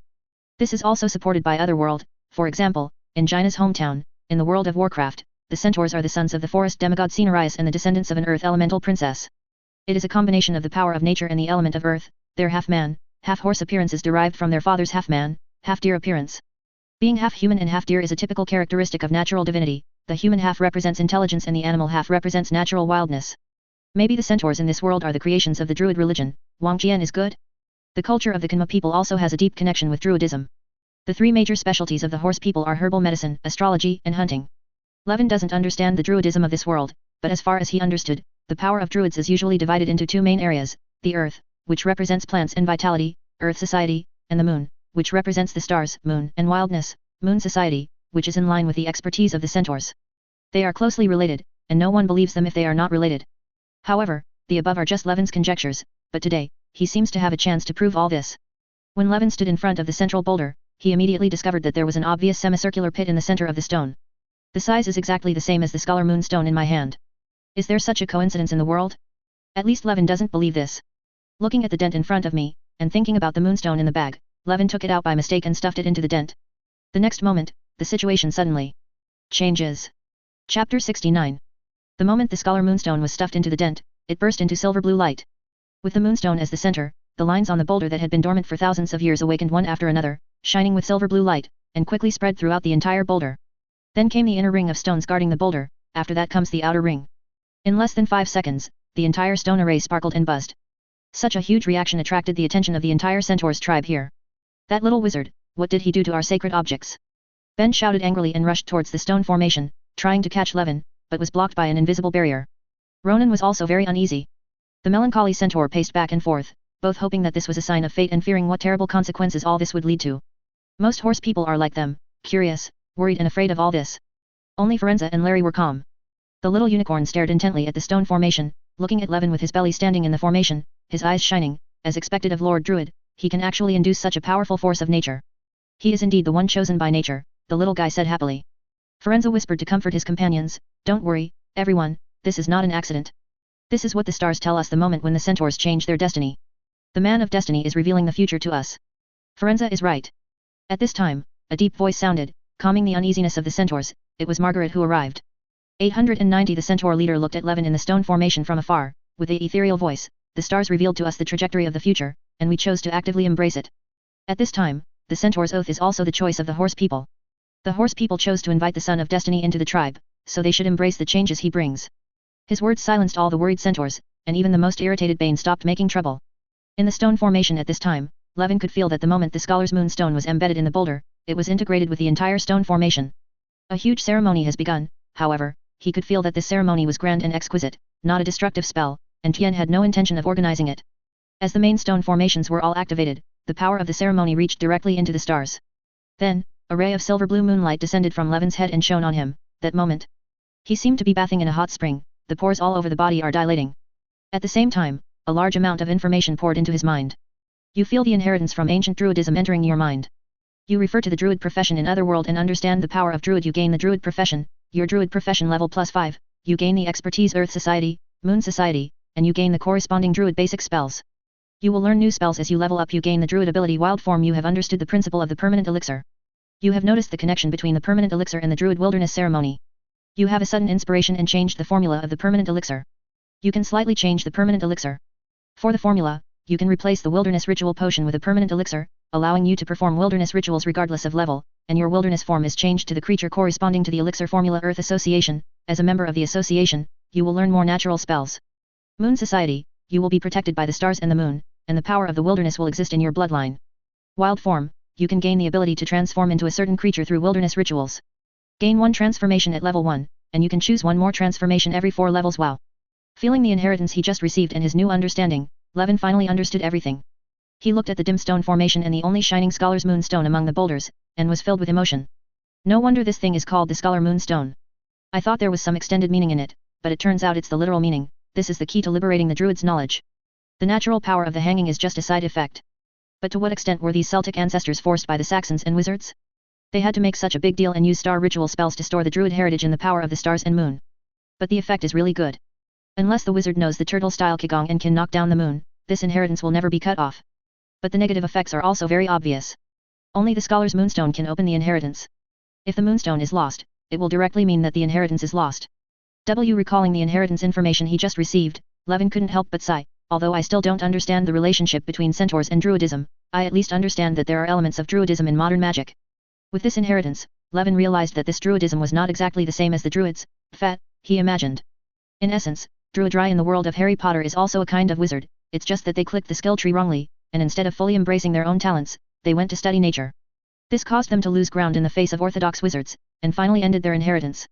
But in the process of studying natural forces, they still made many achievements, and many of them have been passed down to this day. The most typical one is the animagus. This was originally a ritual from the druid religion. After the wizards destroyed the druid religion, the wizards absorbed the essence of the druid religion and incorporated it into their own system, including animagus transformation. In addition, wizards also absorbed a lot of the achievements of druidism in terms of potions, herbalism, and divination.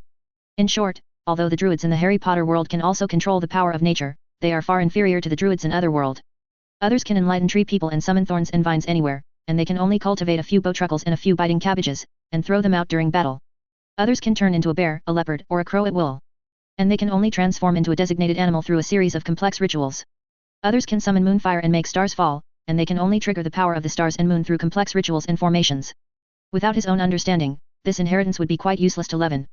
But now that this inheritance has been completely transformed, everything is different. His current druid profession is from Otherworld, a complete druid. Moreover, Levin also changed the formula of the permanent potion as a blessing in disguise. Under the new formula, the main material representing the corresponding attribute can be replaced by other materials with the same symbolic meaning. For example, Eternal Ox Power Elixir originally required the blood of the ream cow, but now the blood of the buffalo is not impossible.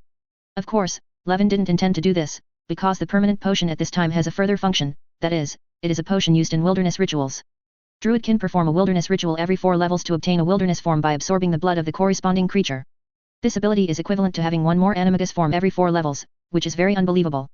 But if the permanent attribute potion in the ritual can ignore the level restriction, in other words, Levin does not need level 20 to obtain 6 transformations. And each transformed creature corresponds to the source of the main material in the permanent potion. If he uses the permanent cow power elixir made from the blood of Reem cow, then he will not only have a permanent strength +5, but he can also transform into a Reem cow. This is a transformed magical creature. Can animagus do it? But here's the key, since the source of the main material is the transformed creature, this means that Levin can choose some magical creatures that are special or powerful enough as the objects of transformation. A person can drink 6 kinds of attribute potions and obtain 6 kinds of transformations, he needs to study this carefully. However, now is not the time to think about this matter. Levin turned around and looked. Outside the stone formation, Marjorie and Larry had already stepped forward. There are also centaurs who are surrounding the stone formation and dare not take a step beyond the barrier. They looked at Levin curiously, wanting to know what they had just discovered. Chapter 70. Excuse me, Mr. Marjorie. Before they could speak, Levin took the initiative and said, I accidentally made a big noise just now and disturbed you. I'm really sorry. Although he didn't say it explicitly, it seemed as if he had deliberately planned the big scene just now, which made Marjorie look at him with a little more attention. What the hell, Mr. Green, we centaurs are still too short-sighted to understand your abilities. At this time, Marjorie's face was full of smiles, her old face smiled like an old chrysanthemum, and she was 3 points more careful than 10 minutes ago, but this is the holy land of us centaurs after all. If there is such a commotion, it will be difficult to explain to everyone if we don't know the reason. So can you please tell us what happened just now? Okay, after all, I am using your holy land. Levin nodded, and then said in an indifferent tone, I just borrowed your stone formation and received some new druid heritage. He said this as if he was already a druid before and would do this in the centaur's tribe just casually. It was obviously the centaur's stone circle that allowed him to start the druid profession. Now, in Marjorie's ears, it was just a coincidence, and the usefulness of the stone circle was completely covered up. How did Marjorie know the twists and turns in this? As soon as he heard the word druid, his eyes lit up. You mean, you are a druid? Of course, otherwise how could Larry trust me so much? Levin said, patting Larry's head, and the unicorn lowered his head knowingly and leaned on his shoulder. Perhaps fearing that Marjorie wouldn't believe it, Levin waved his hand forward. Plants grow. Marjorie immediately saw that the weeds on the grass in front of him were growing crazily. The weeds that originally could only reach his hooves suddenly grew taller than his knees. This is really the power of the legendary druid. The wizard may be able to use the expansion spell to make a single melon and fruit huge, but he cannot create such a natural growth effect. There is no room for disbelief if there are facts to prove it. So the centaur leader bent his forelimbs towards Levin, lowered his head and put his left hand on his chest to perform a centaur salute, just like Forenza had done to him. Dear Lord Druid, we centaurs follow the ancient contract and would rather gather under your circle to serve the balance of nature. Please have mercy on us and provide natural guidance for our tribe. Levin was shocked when Marjorie saluted him in such a solemn way. But no one among the centaurs behind him was surprised by this. Instead, they imitated Marjorie and saluted Levin one by one. Even Bane, who cared most about the dignity of the centaurs, did not dare to object. Instead, he looked at Levin with a pious look. This scene of all the horses bowing down made Levin's vanity satisfied. But he soon suppressed his complacency, hurriedly stepped forward to help Marjorie, and said humbly, Leader Marjorie, you are serious, you are serious. I am just a half-hearted druid who has become a monk. I have no ability to guide the centaur's tribe. Besides, the era of druids has long passed. Talking about service is too much. I really regard the centaurs as friends. If you treat me like this, you are not trying to hurt me. Good or bad words persuaded the writers. Does Levin not know the benefits of conquering the centaurs? No. He knew very well what it meant to conquer the centaurs. Conquering the centaurs means that he can control the entire Forbidden Forest, and it also means that he will have a force of his own. But he knows very well that now he has no ability and no need to do so. He is incompetent because he knows very well that any cooperation is essentially a match based on strength. If he wants to truly conquer the centaur's tribe, he needs to have the power to make the centaur's tribe fear him. But relying solely on his current LV6 wizard, LV4 Psion, and LV5 druid power cannot accomplish this.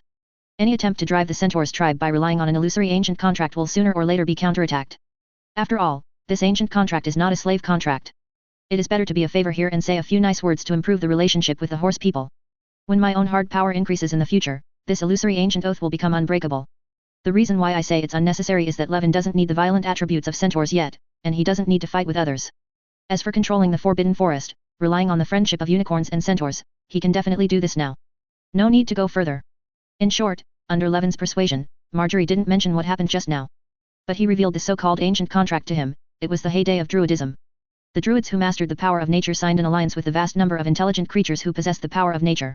€Yen request flowers 0. The specific content is that druids have the obligation to help these natural people when necessary and guide them, of course, without violating the natural balance, and when the balance of nature is destroyed, they also need to follow the oath, obey the druids' orders, and fight for nature. Since then, druids have become the recognized leaders of intelligent creatures like them. Things about druids and oaths are also passed down among them from generation to generation. So there is still such a thing. Levin nodded. He basically believed in this oath. Otherwise, how could the druid religion disappear completely? After all, I am destroying druids, what does it have to do with your natural balance? So until the druid religion became extinct, these intelligent creatures did not intervene. Just kidding, the reason why Levin believed it was actually because Larry called him Lord Druid. From this point of view, this legend is not a one-sided statement of the centaurs, at least the unicorn also recognized it. But since this is true, it leads to another troublesome matter: druids have an obligation to help these people of nature when necessary and to guide them. Levin knows that regardless of the previous so-called child of destiny, it's still the great gift the centaurs gave just now, and the emphasis on this ancient oath all for this matter, that is, help and guidance from the druids. Frankly speaking, Levin did awaken the power of the druid with the help of the centaur's stone circle. It is only right to help people and horses. But he usually still has a lot of things to do of his own. How can I have the spare time to come to the centaur's tribe every day and contribute to them? But if he wants to maintain a good relationship between horses and people, he must do this. You can't just go whoring for free. Levin thought about it and noticed, I don't think so, Mr. Marjorie. How about I train a druid of your own for the centaur's tribe? Chapter 71. Levin's suggestion to train druids for the centaur's tribe is not a whimsical idea. The scholar moonstone in his hand was originally the key to the druid inheritance. After inheritance and enlightenment, Levin himself became a druid. Naturally, he can also control the scholar's moonstone at will and pass on the druid's power to others in the same way. Of course, Levin does not intend to inherit the half-baked druids of the Harry Potter world. Not only can that kind of druid not be able to use the power of nature perfectly, but only wizards can work part-time, which is really low level. If he wants to teach, he must teach a true messenger of nature, a druid. In this way, the centaur's tribe themselves can have the guidance of druids at any time. You don't need to trouble him, but you also have to accept his affection. It can be said that it kills two birds with one stone. Really? You really want to raise a druid for the centaurs? After hearing what the little wizard said, Marjorie was immediately overjoyed. Is there such a good thing in the world? Originally, he only expected that the other party, as a druid, could occasionally help the centaurs with a little help and solve some things that were very troublesome for the centaurs but easy for the druids. For example, you can use neutralizing toxins to get rid of illnesses and toxins that horse people cannot solve. For example, use plant growth to catalyze the growth of important herbs. For example, use natural purification to solve some difficult curses. For example, you can use the eye of observation of the sky to help predict celestial phenomena. For example, use dominate animals to help tame some reliable beasts. The above tasks are all things that horse people cannot do due to their abilities. If there are druids who can lend a little helping hand, the development of the centaur's tribe will immediately reach a higher level. In fact, there are many 970 more specific and daily tasks, such as overcoming obstacles, cutting mountains, and shaping rocks, breeding and taming animals. Marjorie wanted to ask Levin, but that was just too whimsical, and the other person was not a centaur. Why should you help him? But having your own druid is different. If the druid's spells can penetrate more deeply into the daily life of the centaur's tribe, then the development of the tribe will not only rise by 2 levels. In the epics handed down by the centaurs, this kind of thing had never happened before. No creature other than a human has ever had the abilities of a druid. This is of course, after all, the half-baked druid profession in this world is essentially based on the power of wizards. The centaurs do not have the magic power of wizards, so they naturally cannot learn this trick. If Levin can really do it, he will not be an ordinary child of destiny, but a super good person, worthy of being sung by centaurs in epic poems. In short, in Marjorie's eyes, Levin's reputation has risen from respect to worship. So, he immediately bowed again and said, if Master Levin can really cultivate a son of oak for the centaur's tribe, then my entire tribe will be driven by you alone, and there will be no problem. The oak tree has a special status in druidism, so the sons of the oak tree are often called druids. Levin waved his hand, I'm exaggerating, I'm just doing this for my own convenience, not as good as you think. Without waiting for the other party to continue to flatter him, Levin said directly, of course, it is not easy to become a druid. You need to meet certain conditions. What should we do? Marjorie asked. How about this? Next, please bring all the young centaurs in the tribe to me one by one. I will choose the most suitable one and teach him the power of druid. No problem, Lord Levin, I'll let them come over now. Good things happened, and Marjorie couldn't wait to make arrangements, hoping to have her own druid right away. Under his personal command, the entire tribe of centaurs, all the younger generation of centaurs, all the foals, and even the newborn babies passed in front of Levin. The whole process was like an interview. Levin sat at the table, holding a moonstone, surrounded by floating notebooks and automatic pens. Every time a person came, Levin asked him to touch the moonstone, record his name, age, health, and other basic information, and then asked him a few questions, similar to Muggle psychology test questions, to understand the other person's general personality. There was a pen beside him. Record the data quickly. Then it's the next one's turn. Because the information to be collected is very detailed, even if the entire tribe of centaurs has a population of less than 100, the number of centaurs who come to line up is only 20 or 30. It also took Levin about an hour to interview everyone. This serious gesture made all the horses nod their heads. Comrade Levin is a real person. Is Mr. Levin really serious? If Levin himself heard this, he would probably laugh out loud. In fact, if you just choose a druid apprentice, you don't need to bother at all. All Levin needs to do is cast an identify spell to find the one with the highest wisdom attribute. Then use the moonstone to test the natural adaptability. Only 2 conditions can be used to filter out centaurs who can become druids. The basic information and personality questionnaire recorded by Levin actually had another purpose. In fact, when Marjorie asked Levin for help from the druid, Levin already had a position on the centaur's tribe in front of him, a partner in the short term and a subordinate force in the long term. The reason why such a complicated questionnaire is required is not as Levin and Marjorie said, only centaurs with suitable personalities can become druids. Maybe real druids have such requirements, but Levin personally inherits it, so there won't be so many taboos. Levin's real intention is to legally conduct research on his future partners and the younger generation of his subordinate forces, so that he can find a fulcrum to intervene in the centaur's tribe at any time in the future, and, most importantly, choose a druid apprentice with the most suitable personality. After flipping through the notebook, Quoin had the result. The person who is eligible to receive the druid inheritance is Daisy. Levin announced in front of the centaurs, and then shouted to the crowd of centaurs, "Come on, Daisy, come to me." Soon, a green half-horse emerged from the crowd of horses, and she was a female. She is roughly equivalent to a human being around 15 or 16 years old. She has a beautiful face, rose-red pupils, and slightly ripe papaya, which is looming under her breasts. But the most attractive thing is her hair color. It is undeniable that most female centaurs like human dress, and will also learn to wear accessories and braid their hair like human women. But no female centaur is as radical as Daisy. She didn't have any braids, but this young centaur got hair dye from some little wizard, and creatively dyed her hair and tail hair into rainbow colors. If you put this color scheme on ordinary people, they will probably be regarded as a killer. But it looked surprisingly good on her. When Daisy stood in front of Levin, the centaurs made unexpected noises. How could it be Daisy? Daisy? Just her? That rebellious girl? How can a centaur dye his hair like that be a son of the oak tree? Even Daisy herself was surprised. "Mr. Green. Do you really want to choose me as your druid apprentice?" "Certainly." The surrounding centaurs were even more skeptical. "Objection, object, Daisy is not worthy to be a child of the oak tree." "Sir, son of oak, must you have made a mistake?" "Sir, son of oak, how about we test it again?" Listening to the speeches of her compatriots, Daisy's eyes were filled with sadness and lack of confidence. Even Marjorie couldn't help but run to Levin. "Mr. Levin, it's not that I doubt you, but can Daisy really become a child of the oak tree? I mean, are you mistaken?" And Daisy herself also said, "Did you really pronounce the name correctly? I mean, there are obviously many centaurs who are more suitable than me." Halfway through her words, she was interrupted by Yewen. "I know best who is more suitable to become a druid. In my heart, whether it is talent or character, you, Daisy, are the best candidate to become a druid. I firmly believe this. But if you don't believe in yourself, you can also choose to give up your spot, and I'll just choose someone else." Daisy looked down at Levin. From the boy's eyes, she could feel the trust, recognition, and subtle disappointment. She was almost denying herself, but suddenly she began to hate her cowardice and self-doubt. "Why can't I just believe in myself again like I did when I chose to dye my hair rainbow colors? Last time, I was isolated and helpless in the tribe, but this time, someone believed in me."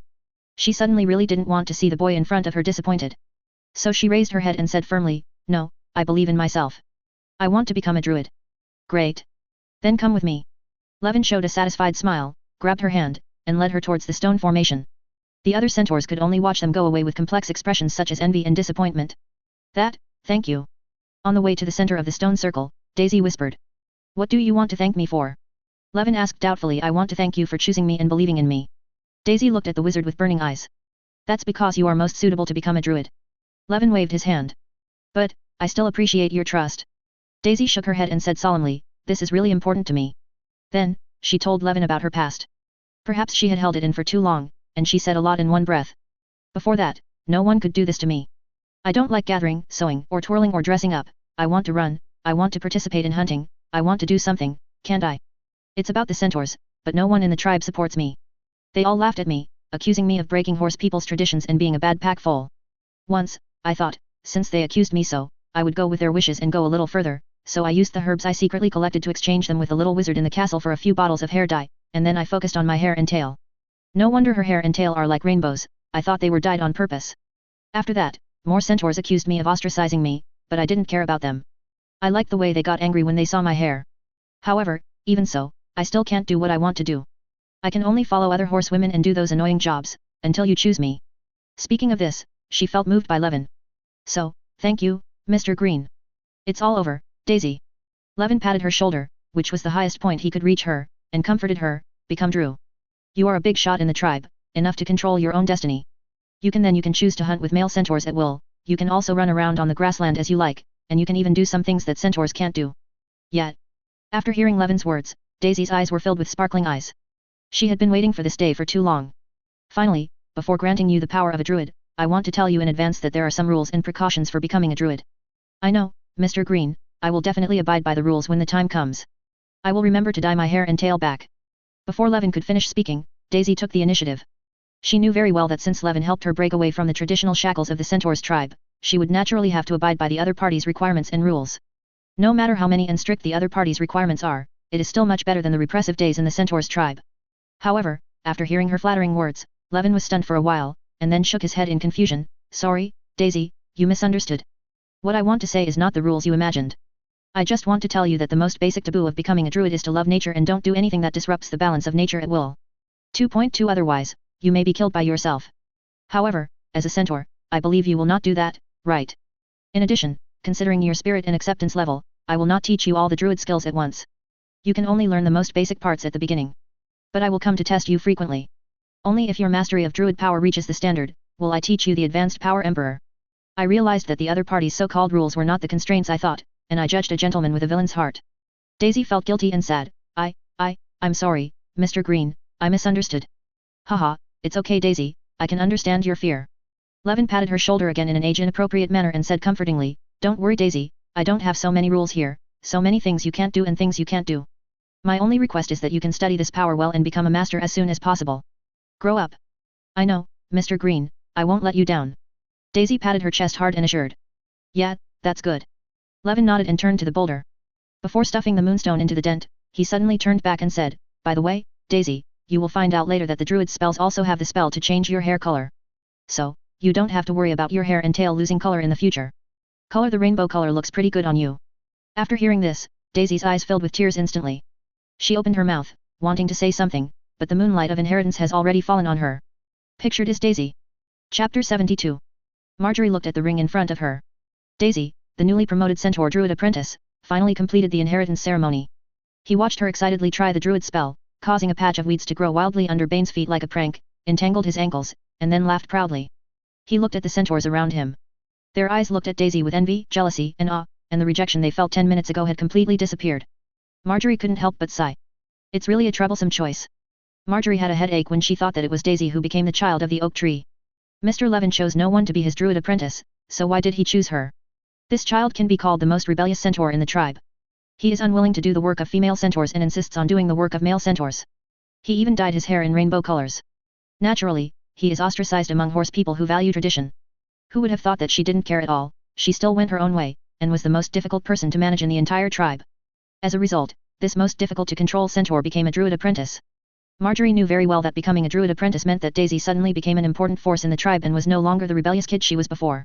In addition, she is almost equivalent to Levin's disciple. The combination of these two identities meant that he had lost his ability to govern the other party. It would be better if she was obedient before, it's a pity that she is just disobedient. When she thought about the possible troubles that might arise in her future cooperation with the other party, Marjorie became confused. Why is she the most suitable to be a druid? Did Levin do it on purpose or accidentally? Of course, as the leader of the centaurs, Marjorie, although more intelligent than the average centaurs, is generally more simple than humans.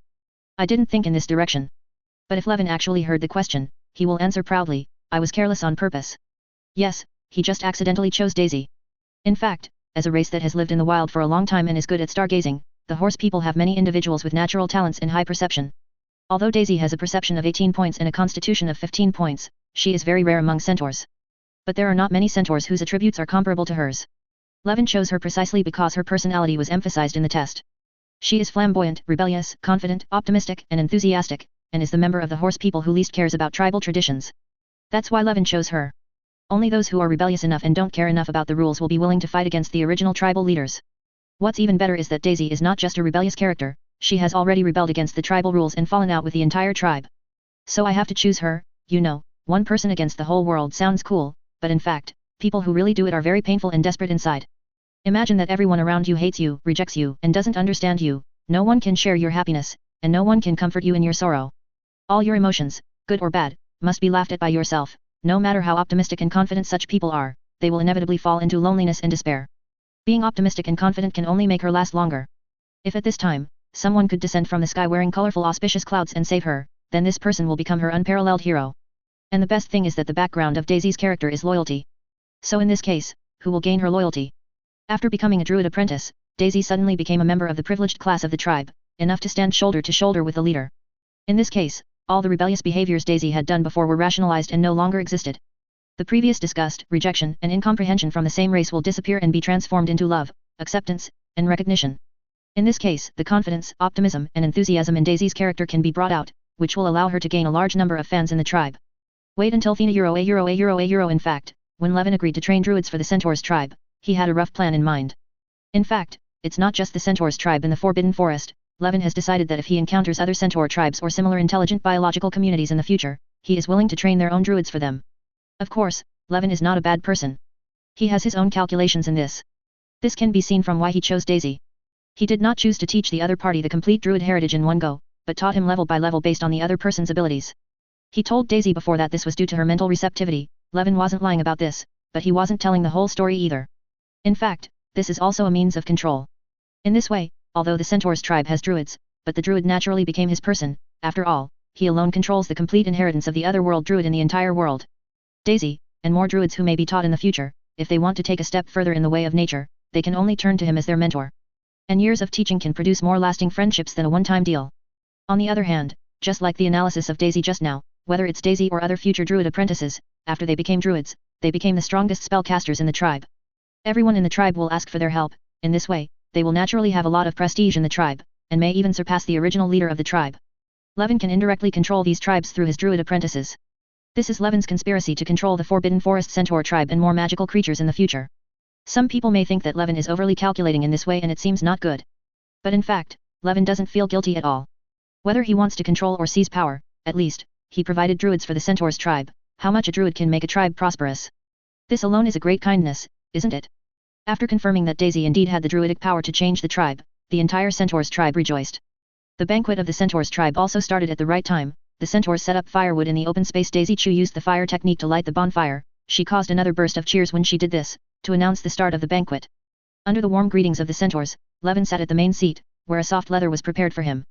The leader of the Centaurs, Marjorie, sat beside him, presiding over the banquet. On his other side is the unicorn Larry and his new student, Daisy. Other Centaurs were sitting in other places. Almost all of these Centaurs were male, and there were only a few female Centaurs at the entire banquet, including Daisy. This is my first time sitting here at a banquet. Levin could hear Daisy say excitedly. At this time, some female Centaurs began to enter the tent one after another carrying food. As a civilized tribe, most of the food of the horse people is cooked food, such as roasted venison on leaves, salads mixed with fruits and wild vegetables, wheat cakes with spices and cheese, etc. Even Lara was served berries and young grass alone. It was almost until the food and wine were served that the remaining female horses sat down one after another. Levin tried these horse people delicacies. Compared with Hogwarts French and Italian and Dian's locally adapted cuisine, the Centaur's cuisine is much more rugged. The meat must be large, the bread must be large, and the seasoning must be flavorful. But at least, their sense of taste is the same as that of humans. All in all, except for the fact that the dish was too large to be plated, Levin still enjoyed his meal. But where do the raw materials for these cheeses come from? I don't think they have any large-scale animal husbandry. This was Levin's only doubt about the meal. When he was a little full, a water bag was suddenly thrown over him. Levin turned around and saw Daisy. She was holding another water bag and looking at him happily. I'd like to toast you, Teacher Levin, the girl said enthusiastically. Thank you for choosing me and changing my destiny. Levin opened the water bag and smelled it. The smell of fermented fruit and honey came out. It turned out that this was not a drink, but wine. Daisy noticed something strange about Levin and explained, this is wine made by the Centaurs themselves. The alcohol content is not high, so feel free to drink it. Obviously, the horse people do not have a rule against minors drinking. After looking at Daisy's enthusiastic eyes, Levin nodded and took a sip, causing the Centaurs around him to cheer. Soon, other Centaurs became restless, couples hugged each other, young men invited the girls they liked, and pairs of Centaurs danced happily around the bonfire. The underage ponies gathered around the table, stuffing delicious food into their mouths while watching their brothers and sisters dance. Although the horseman has 4 legs, he can still dance cheerfully. At this time, Daisy actually came to Levin and curtsied to him. Although she used a horse's leg, it was very standard. I learned this from a little wizard before. Daisy extended her hand to him enthusiastically. So, Mr. Levin, can I invite you to dance with me? Honored. Levin nodded, stood up, and took Daisy's hand. Although the height difference between the two is not small, with the agility provided by Cat's elegance, the boy can still cope with this slightly difficult coordination and dance steps. The two danced happily. Daisy was dripping with sweat, her face was a little red, and she looked particularly attractive. Looking at the teacher who was younger than her, Daisy felt more and more cute as she looked at it. Coupled with everything that happened today, she finally couldn't help but step forward and kiss him. The party will eventually end. After drinking and eating, Levin said goodbye to the enthusiastic centaurs and rushed back to the castle before dawn. He came riding a unicorn, escorted by Ronan and Ferenza. Of course it was the same team when we left, but there was one more Daisy. The enthusiastic student insisted on sending his teacher to the edge of the forbidden forest. Daisy, Daisy, I regret accepting you. Riding on Larry's back, Levin wiped his cheeks and complained softly, if I had known this, I should have taught you how to respect your teacher before granting you power. Hey, I'm sorry, little teacher. Daisy smiled and looked very lively. She has always been like this after receiving the inheritance, who made the little teacher's ball so cute that I can't bear it. I can't help but kiss you a few more times. It's enough to describe me as cute. Levin curled his lips bitterly. But Daisy knew very well that her little teacher not really angry. However, Larry couldn't help but kicked her to the side with her crotch. Larry, don't do this, Levin advised. I don't know why, but after he and Daisy finished dancing, Larry's attitude towards Daisy has always been very wrong. Is this, fighting for a favor? As if aware of Levin's emotions, Daisy comforted her, don't worry, little teacher, I will master the ability of animal conversation soon and get along well with Miss Larry. Then it's up to you. Levin nodded, looking at the black lake in front of him, he stopped Larry and jumped off her back. We have reached the edge of the forbidden forest. We will send you here. You should go back quickly. Goodbye, son of the oak. Jupiter is always high above your head. 17 Ronan and Ferenza waved goodbye. When it was Daisy's turn, the girl actually came up to him again, left a water stain on his left face, and then gave him a hug. Be sure to remember to come back often to check on my learning progress. Alright, definitely. Finally, there's Larry. After Levin hugged her neck, Larry suddenly stretched out her head and gently bit his right cheek, leaving a saliva mark. What's going on with each of these? Saying goodbye to the unicorn and centaur, Levin ran towards the castle in the early morning light. Chapter 73. Despite Larry and Daisy's earnest expectations, after Levin returned to Hogwarts, he did not return to the Forbidden Forest to visit them frequently. Because in less than half a month, the final exam will begin. Test is the teacher's magic weapon, and points are the lifeblood of students. As the exam day comes with the arrival of summer, the little wizards have become dull and confused, and they can't figure out whether it is the sun or the test paper. The written part of the exam was a headache. The teacher gave them new quills specially used for the exam, all of which had spells to prevent cheating. The experience of scrambling for every last bit of homework in the library is certainly a daunting experience. But what's even more sad than that is being in the examination room and trying so hard to get the last inch of the test paper. This time I'm not allowed to read. But when the little wizards see the practical exam, they will understand that the written exam is not a mercy. The exam in charms was to tap dance a pineapple across a desk. This test is relatively simple, and most young wizards can do it. But Levin almost overturned the car. He thoughtfully gave the pineapple hands, feet, and dancing shoes, and then controlled it to dance. The dance moves were almost all learned from some MMDs. Those moves would burn up if you were not careful, even though it was just a pineapple. But almost didn't notice the nosebleeds on the little wizard who was watching. Only halfway through the dance, Professor Flitwick said with a black line on his face, "Full marks, Mr. Levin Green. You dance well, don't dance next time." So he was kicked out of the examination room. The exam question in the Transfiguration class was very simple, but somewhat difficult, turning a mouse into a snuff box. The more exquisite the box, the higher the score. If there are still rat whiskers or tails on the box, points will be deducted. Freshmen only learn two things throughout the year: turn dead things into dead things, and turn living things into dead things. For Levin, turning a mouse into a snuff box was easy, but it is not easy to make a snuff box exquisite. This has nothing to do with Levin's transfiguration skills, it's simply that he has rarely seen a snuff box. So he had no choice but to use whatever he wanted, like a snuff box or something. It was just a small box, so Levin turned the grey mouse into a black wooden box with dragons and phoenixes carved on the edge. Some golden textures are added, and a square indent appears on the front of the small box, which can be used to inlay a nameplate or photo inside. When he handed the small box to Professor McGonagall, she was very satisfied. After all, this was a transfiguration class, not a design class. Just looking at this small box, she always felt strange. Zhang Qiu, who was passing by the classroom, almost laughed when he saw Levin's results. There are actually some who use the urn to deal with the professor. The urn box conjured by Levin is already very good, because most of the things conjured by little wizards are terrible. Ronald's snuff box retained its tail, Neville's snuff box retained its ears, and Seamus's snuff box was only medium rare. Transfiguration is indeed the most difficult course, and the number of people in the entire grade who can complete it perfectly can be counted on two hands. It was difficult for the students to get high scores in these two games, but it was almost devastating when taking the potions exam. During the exam, Snape would wander around the examination room, spreading cold air everywhere. Wherever he passed, the little wizard seemed to be cursed. His heart was heavy and he couldn't think of anything happy. He turned into a humanoid Dementor. Under his influence, many people performed abnormally, especially the Gryffindors, and almost everyone except Hermione fell over. The question of the exam is for getting potion, but many young wizards seem to have drunk the results of the exam in advance, and the various mistakes and omissions are frightening. For the potions test, Levin still took the potion test in hand. The whole process took about an hour, and it only took him 40 minutes to prepare it successfully, and he received another excellent result. The rest of the exam is even easier. The exam in the herbal medicine class was about dealing with fresh herbs. Levin mischievously cast some druid spells on his own fresh herbs. As a result, Professor Sprout almost dropped his jaw when he checked his fresh juice. This kind of pure fresh juice is still did she train it? The flying class exam is the easiest. You don't need to be as good at flying as a Quidditch player in this class. You can get high scores by flying normally. In fact, Levin, a recognized Quidditch master, only needs to fly a symbolic flight to get full marks. The astronomy class exam involves drawing a star map through a telescope on the spot. The defense against the dark arts and history of magic exams are the most boring, simple, and crude exams. They are all rote memorization of content from textbooks. Quirrell is good at making defense against the dark arts as boring as history of magic. History of magic was the last exam, and the little wizards cheered when the ghost of Cuthbertbins told them to put down their quills and roll up the parchment on which they had answered the questions. After the exam, it is naturally time to relax. They have a full week to move freely before the exam results come. When the little wizards were relaxing around, H.A. and his friends hurriedly found Hagrid. Don't you think it's a little strange? Harry said to Ronald and Hermione, what Hagrid wants most is a dragon, but a stranger happens to have a dragon egg in his pocket? How many people carry it with them all day long? Walking around with a dragon egg? You know that's against wizarding law. Don't you think they were lucky enough to find Hagrid? Why didn't I think of this before? Then they heard from Hagrid that he actually taught the stranger who gave him the dragon egg how to subdue the three-headed dog Lowe. So they hurried to find Dumbledore, but learned that the headmaster was not there. I learned from Professor McGonagall that the note in the beak of the owl that just flew over the sky was written by the Ministry of Magic to Dumbledore. He was keenly aware that this was definitely a ploy by Snape or Voldemort to lure the tiger away from the mountain. After his intimate face-to-face with Voldemort in the Forbidden Forest, Harry's scar hurt for a long time, and he believed it was a sign of Voldemort's return. In order to prevent Voldemort and Snape from getting the Philosopher's Stone, Harry decided to get the Philosopher's Stone in advance. But, what should we do? Ronald said. If found out, we'll be kicked out. Hermione paled. Harry rolled his eyes and immediately paid attention. When this happens, the only ones who can help us are our old classmates. Harry, go to the Western Tower and clear the Levin Buddha. So at the door of Ravenclaw's lounge, a confused Levin met three little lions.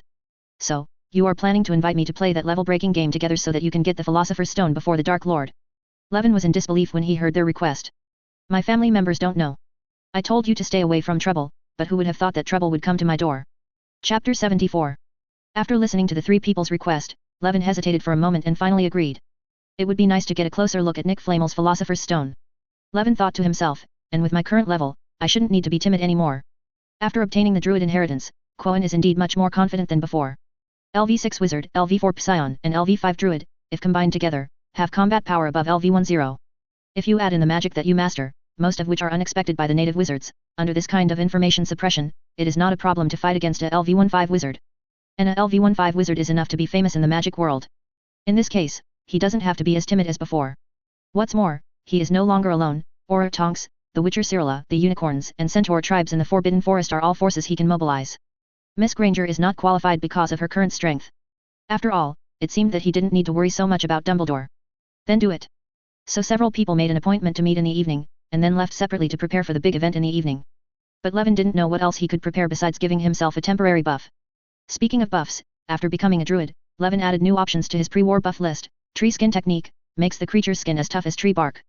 Traceless, the subject's whereabouts cannot be traced. He did not intend to destroy Voldemort. Voldemort with 7 Horcruxes could not be killed. Late that night, Levin used invisibility to leave the lounge all the way and came to the 4th floor corridor, waiting for Harry and others. 440 at this time, the door to the forbidden area was tightly closed, and they obviously hadn't come yet. Within 5 minutes, Levin heard movement on the stairs, but he was in no hurry to expose himself. Judging from the footsteps, this should be a person, and an adult. Obviously, the first challenger in the Hogwarts challenge has just arrived. Even with the protection of invisibility, Levin still hid himself behind a pillar. When it comes to the Dark Lord, it's better to be as careful as possible. Sure enough, it was the defense against the dark arts professor, Quirinus Quirrell. Even at this time, he still looked wretched. He stood at the top of the stairs and poked his head for a while before he came forward, cast a spell to open the door to the forbidden area, and went straight in. Levin walked quietly to the door, when a fierce barking sound came from the door. However, Quirrell had already learned how to deal with the three-headed dog Lowe from Hagrid, so he was well prepared. He took out a magic harp from his pocket. Although no one was playing, there was still tinkling music flowing out from the harp. Just let me rub it. Levin smiled and silently kept this melody in his mind. After a while, the three-headed dog inside became silent. Next was the sound of the trap door opening, and Kilo successfully entered the next level. Throughout the whole process, Levin showed no intention of stopping him. Anyway, he came here just to see the Philosopher's Stone. For this reason, he also had a good understanding of the basics of alchemy, and by the way, he would give Ravenclaw extra points. When the time comes for Dumbledore to shamelessly add points to Gryffindor's fury, he can't favor one over the other. With the current point difference between Ravenclaw and Gryffindor, unless Dumbledore dares to add 150 points to everyone, it is impossible for Gryffindor to complete the overtake with his share of extra points. We, BDBJ, want to see if you, Dumbledore, are so thick-skinned. After waiting for another 10 minutes or so, Levin heard Harry and Ronald's loud conspiracies coming from the empty corridor. He could feel that the two brothers were really trying to lower their voices, but they were still a little noisy. How is it? You see, Harry whispered, Snape has successfully passed LUA. Seeing the half-open door, they seemed to realize more clearly what they were about to face. Harry took off his invisibility cloak and said to Ronald and Hermione, if you want to back out now, I won't blame you. Don't say stupid things. Ronald said. Of course we have to go together. Hermione said, looking around, I guess that's what Levin thinks too, right, Levin? How did you know I was here? Levin showed up and said doubtfully. Harry and Ronald were startled by Levin's sudden appearance. Hermione was the only one who looked like she was in control. I guessed it. The little girl stuck out her tongue at him proudly, you scared me like this last time. I know exactly what bad taste this guy will have. I didn't expect that after so long, you would actually become smarter. The prank failed, and Sir Wen was a little frustrated. Now that everyone had arrived, Harry opened the door directly. Following the creaking of the door, a low barking dog immediately sounded in my ears. The sound of the harp could not make the three-headed dog sleep forever. After Quirrell left, Lua had already woken up. Its three heads stared at the little wizard in front of it, and it bared its teeth and barked at them. What's that thing at its feet? Hermione asked quietly. It looks like a harp, Ronald said. It must have been left by Snape. Levin, you came early. Did you see him? Levin shook his head. The person here is Quirrell, and of course I can't see Snape. Apparently it wakes up as soon as the music stops. Harry said, okay, just listen. Harry was about to take out the flute he got from Hagrid, but Levin held out his hand to stop him. Among the three people in front of him, none of them had musical talent in the original work, and he didn't want to pollute his ears. Let me do it. Phantom Sound Technique. Illusion Sound Technique, Zero-Ring Illusion Technique System, allows you to create a loud sound, which can become louder, weaker, closer, or stay at a fixed location. The three of them immediately heard a sweet harp sound gurgling. If Quirrell were here, he would find that this piece of music is exactly the same as the one he just played on his magic harp. Because this is the original sound that Levin memorized, and then played it through Phantom Education. Soon along with the music, Lua's barking stopped. He swayed a few times, his knees softened and he knelt down. Then he flopped on the floor and fell into a deep sleep. How long will this music last? Harry asked curiously. As long as you want, Levin said, if it doesn't work, I'll let it play on a loop. Anyway, it won't delay us going down. The group of people were about to bypass Lua and open the trapdoor when they suddenly saw Levin taking out 3 glass bottles and chanting a head-soaking spell before coming to Lua's smelly dog a euro head. The canine teeth of the Cerberus are so large that the lips cannot cover the gums, so saliva always leaks out. They were stunned by Levin's actions. Levin. What are you doing? Levin placed the 3 bottles next to the 3 dog heads, and then said, the 3-headed dog of hell is the subordinate of Hades in mythology, and is responsible for guarding the gate of the underworld. Its saliva is a kind of venom, which can be sprayed on the ground. Aconitum grows, and aconite is a good thing, and it is very precious as a potion material. By the way, the sound of the harp can make 3-headed dogs fall asleep. This is also recorded in Greek mythology. I seriously doubt that some of the so-called myths are just from the time when wizards ruled muggles in ancient times. Ma's record of what the wizard did. When the 3 glass bottles were full, Levin put away the bottles and came to the trapdoor. Ronald opened the trapdoor and looked inside. It was pitch black and nothing could be seen. Dancing light technique.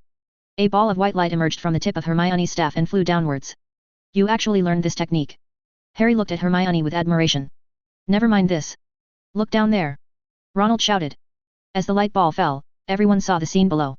It was 8 or 9 meters deep. Underneath was a large dense vine of thick and thin vines, squirming slightly under the light, as if trying to avoid the light, like countless earthworms. Viper. What the hell is this? Ronald was so frightened that he had goosebumps. Hermione recognized it at a glance. This is a devil's net. Professor Sprout taught it in class. It kills its prey by entangling it. It likes darkness and moisture, and is afraid of strong light and flames. Entangle, kill the prey. Harry shuddered, then quickly used the fire charm or something to drive it away. Then what? Levin heard this and looked at him like a fool. The devil's net is here, and there is a cushion for us to jump down. After taking away the devil's net, how should we go down? Do you want everyone to did you fall to death? Levin himself can use feather fall technique to reduce his falling speed. But it was too reckless for Harry to propose this plan without knowing anything about it. He sighed, I'll go down first. Of course not. You are the best among us. Ronald gritted his teeth after hearing this and approached the entrance of the cave. Let me do the exploring. He would actually think so? Levin was a little impressed by him, but there is no need to let others be cannon fodder for this small level. Levin stepped forward and jumped. After a whirring sound, Cai Wen fell into the devil's net. Soft landing. He yelled upward, despite the devil's net trying to wrap around his legs, "You guys come down quickly so I can get rid of this thing." With that said, he walked away a few steps and moved away from the landing point. On the trapdoor, the three of them looked at each other, but it was Hermione who jumped down first. Then Ronald, Harry. "Damn it, these devil's nets are trying to eat me." Soon after landing, Ronald began to scream, "Levin, can't you handle it? Use your invincible magic to think of a way. It'll be ready soon." Seeing that the last Harry had landed safely, Levin waved his hand, not even his wand. Plants wither. With the use of druid spells, a large amount of the natural power in the devil's net was extracted, and the originally wildly entangled devil's net began to lose its ability to move, wither, and become grey. Soon, this dense devil's net turned into a pile of dead selections. "What magic is this?" Hermione was surprised and curious. "It's really scary," Harry said in admiration, "all these devil's nets are dead." "Thankfully you're here, Levin, but why didn't you do this earlier?" Ronald looked sad and had many red marks on his body. "Because I don't want Harry to turn into Harry Cake yet, Ronald," Levin urged. "The death of the devil's net is only temporary, and they will grow back soon. Before that, we have to get out of here. It seems we can only go this way." Hermione controlled the dancing lights technique and searched around, finally finding a stone corridor. Chapter 75. The corridor in front of me was the only way to go. In the corridor, in addition to their own footsteps, they also heard the sound of water drops slowly dripping along the wall, which seemed particularly scary in such a silent passage. "Can you hear anything?" Ronald asked quietly. Everyone listened carefully, and there seemed to be gentle rustling and tinkling sounds coming from ahead. "Could it be a ghost?" "I don't know, it sounds like the flapping of wings." "There was a light ahead, I saw something moving." They came to the end of the corridor and faced a brightly lit room with a high vaulted ceiling. Countless little birds, as dazzling as gems, fluttered around the room. There is a heavy wooden door on the opposite side of the room. "Do you think they will attack us if we cross the room?" Ronald asked. "Is there a possibility that those are keys?" Levin reminded, "Maybe you should get glasses. My dad knows a very reliable optical shop." He-min was very positive about this. "I'm not short-sighted." Ronald felt aggrieved. "Also, the wizarding world is not as backward as you think. We also have an optical shop." Just as a few people were chatting about myopia and glasses, Harry interrupted them. "Never mind the glasses, we have to find the one that can open the door from these flying keys. Do you have any pigs?" Ronald looked at the key in the sky, then looked around. "Yes, look. There is a broomstick there. We can fly up and catch the key to that door. But there are hundreds of keys on it. It's too difficult to find the right one among so many keys." Hermione has no talent for flying. She looked at the keys flying in the sky and felt a little worried. "But Harry has the talent of a chaser, doesn't he?" Ronald said excitedly. "Think about it, there is actually no difference between the golden snitch and the flying key, right? I guess we are looking for a big antique key, it's silver and shaped like a door handle. No need to bother." Before Harry was ready to use his talent as a seeker according to the level rules set by Professor Flitwick and Dumbledore, Levin stopped everything. Downdraft. The power of the druid caused the originally silent and windless cave to suddenly change. A strange wind suddenly blew up from the top of the cave. Amid the whistling of the strange wind, these keys flying like birds suddenly lost their ability to fly and fell down with a crackle. So it rained keys in the cave. The three of them looked at Levin in shock. Levin looked calm, as if what just happened had nothing to do with him. When it stopped raining, he gently pointed forward and said, "Look for it." What was once a difficult task can now be completed even by a squib. The three of them rummaged through the pile of keys, and soon found the silver key with broken wings, inserted it into the keyhole, and used force to protect Ichigo. With a click, the door lock popped open. The second room was completely dark and nothing could be seen. But as soon as they stepped in, rows of lights lit up one after another, illuminating the shocking sight in front of them. They were standing next to a huge chessboard, with black chess pieces in front of them. Those chess pieces were taller than them and seemed to be carved from black marble or something like that. At the other end of the room, facing them, were some white chess pieces. There are no facial features on the faces of those towering white chess pieces.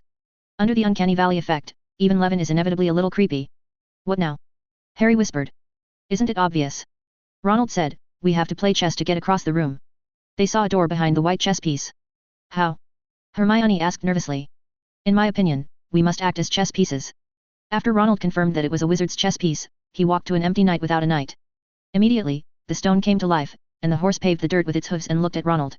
In addition, there are 3 other empty positions on Black's side. Obviously, it automatically adapts well according to the number of participants. Seeing Ronald's eagerness to try, Levin patted his shoulder and stopped him. "You don't have to really work that hard," he smiled and said, "we are wizards, so don't try your best to solve problems that can be solved with magic. As a wizard, isn't it easy to find a few cannon fodder?" As he spoke, he waved his magic wand. Level 3 monster summoning technique. A burst of light flashed, and 4 rock figures slightly taller than them appeared in front of them. What is this?" Ronald felt that he had seen a lot of new magic today. "These are the chess pieces you will use later," Levin said. "The 4 earth elements, they will obey your control. In short, we just let them play chess for us, right? Ronald nodded in understanding. It's really yours. Although Ronald is not lacking in courage in this level, but if he couldn't do it himself, he certainly wouldn't be stupid enough to insist on it himself. Then, this level is all up to me, and I'll make the arrangements. You take the place of the bishop, you stand next to him, taking the place of the castle, you climb on the horse, taking the place of the knight. As for you, go to the queen, that is the strongest chess piece. At this time, Ronald showed strong confidence. He knew that he didn't need luck because he was good at this. His biggest entertainment when he was a child was playing wizard chess, which was a gift from his grandfather and his only toy. €1 please give me flowers €1 because the Weasley family is so poor, Mr. Weasley's salary is not enough to buy snacks for the children, let alone toys. In this game of chess, Ronald performed very well. He easily played evenly with this invisible opponent, but the scene of the chess pieces fighting also made several people feel a little creepy. The White Queen violently knocked the knight to the floor and dragged him off the chessboard. He lay there face down, motionless. This kind of scene is common in ordinary wizard chess, but when it happens on a life-size chessboard, it seems very mediocre and powerful. The two sides fought for about 30 rounds, and the chess pieces suffered heavy losses. Even 2 of the earth elements summoned by Levin were smashed into pieces. Ronald was frightened when he saw it. If they were the ones on the chessboard, that would be enough to defeat them. He must have met Merlin. In the end, Ronald controlled the Black Queen and successfully defeated the White King. He took off the crown on his head and threw it at his feet as a sign of surrender. After winning the chess game, the white pieces bowed and stepped back to make way for them to move toward the door smoothly. The second challenge group of Hogwarts Challenge successfully passed one level and reached the next level. As soon as they entered the gate, the 4 of them smelled a disgusting stench. In desperation, Levin could only give each of them a head bubble curse. Then they saw a troll in the room. This giant monster is bigger than the one Levin killed last time. But at this time, it was lying motionless on the floor in front of it, unconscious, with a large bloody mass on its head. Great, we don't have to fight this troll anymore, Harry whispered. They carefully stepped across the troll's thick legs, and Harry muttered, come on, I can't breathe. Wait a minute, Levin stopped a few people, before we leave here, why don't we guess who set up this level? The gatekeeper is Hagrid's 3-headed dog. Hermione calculated on her fingers, we have passed Professor Sprout's mechanism, which is the devil's net. The one who enchanted those keys must be Professor Flitwick. Professor McGonagall deformed the chess pieces and made them come alive. The rest there are only Quirrell and Snape is the potions professor, and most of the levels are related to potions, so this level is taught by Quirrell. But, what's the problem here? Ronald was a little confused. Have you ever wondered why Professor Quirrell was so afraid of trolls on Halloween since he was able to get trolls as a checkpoint? Levin raised the question of the soul. Even he, a time traveler who read the script in advance, didn't understand this. Hermione and Ronald also fell into deep thought. This seems to make sense. 5/4, 14/25. If you enjoyed this video, please give it a like and subscribe to the channel so you are notified of future uploads. You can find the next parts in the playlist visible on the screen or on my channel. Thank you for watching, and I'll see you in the next one.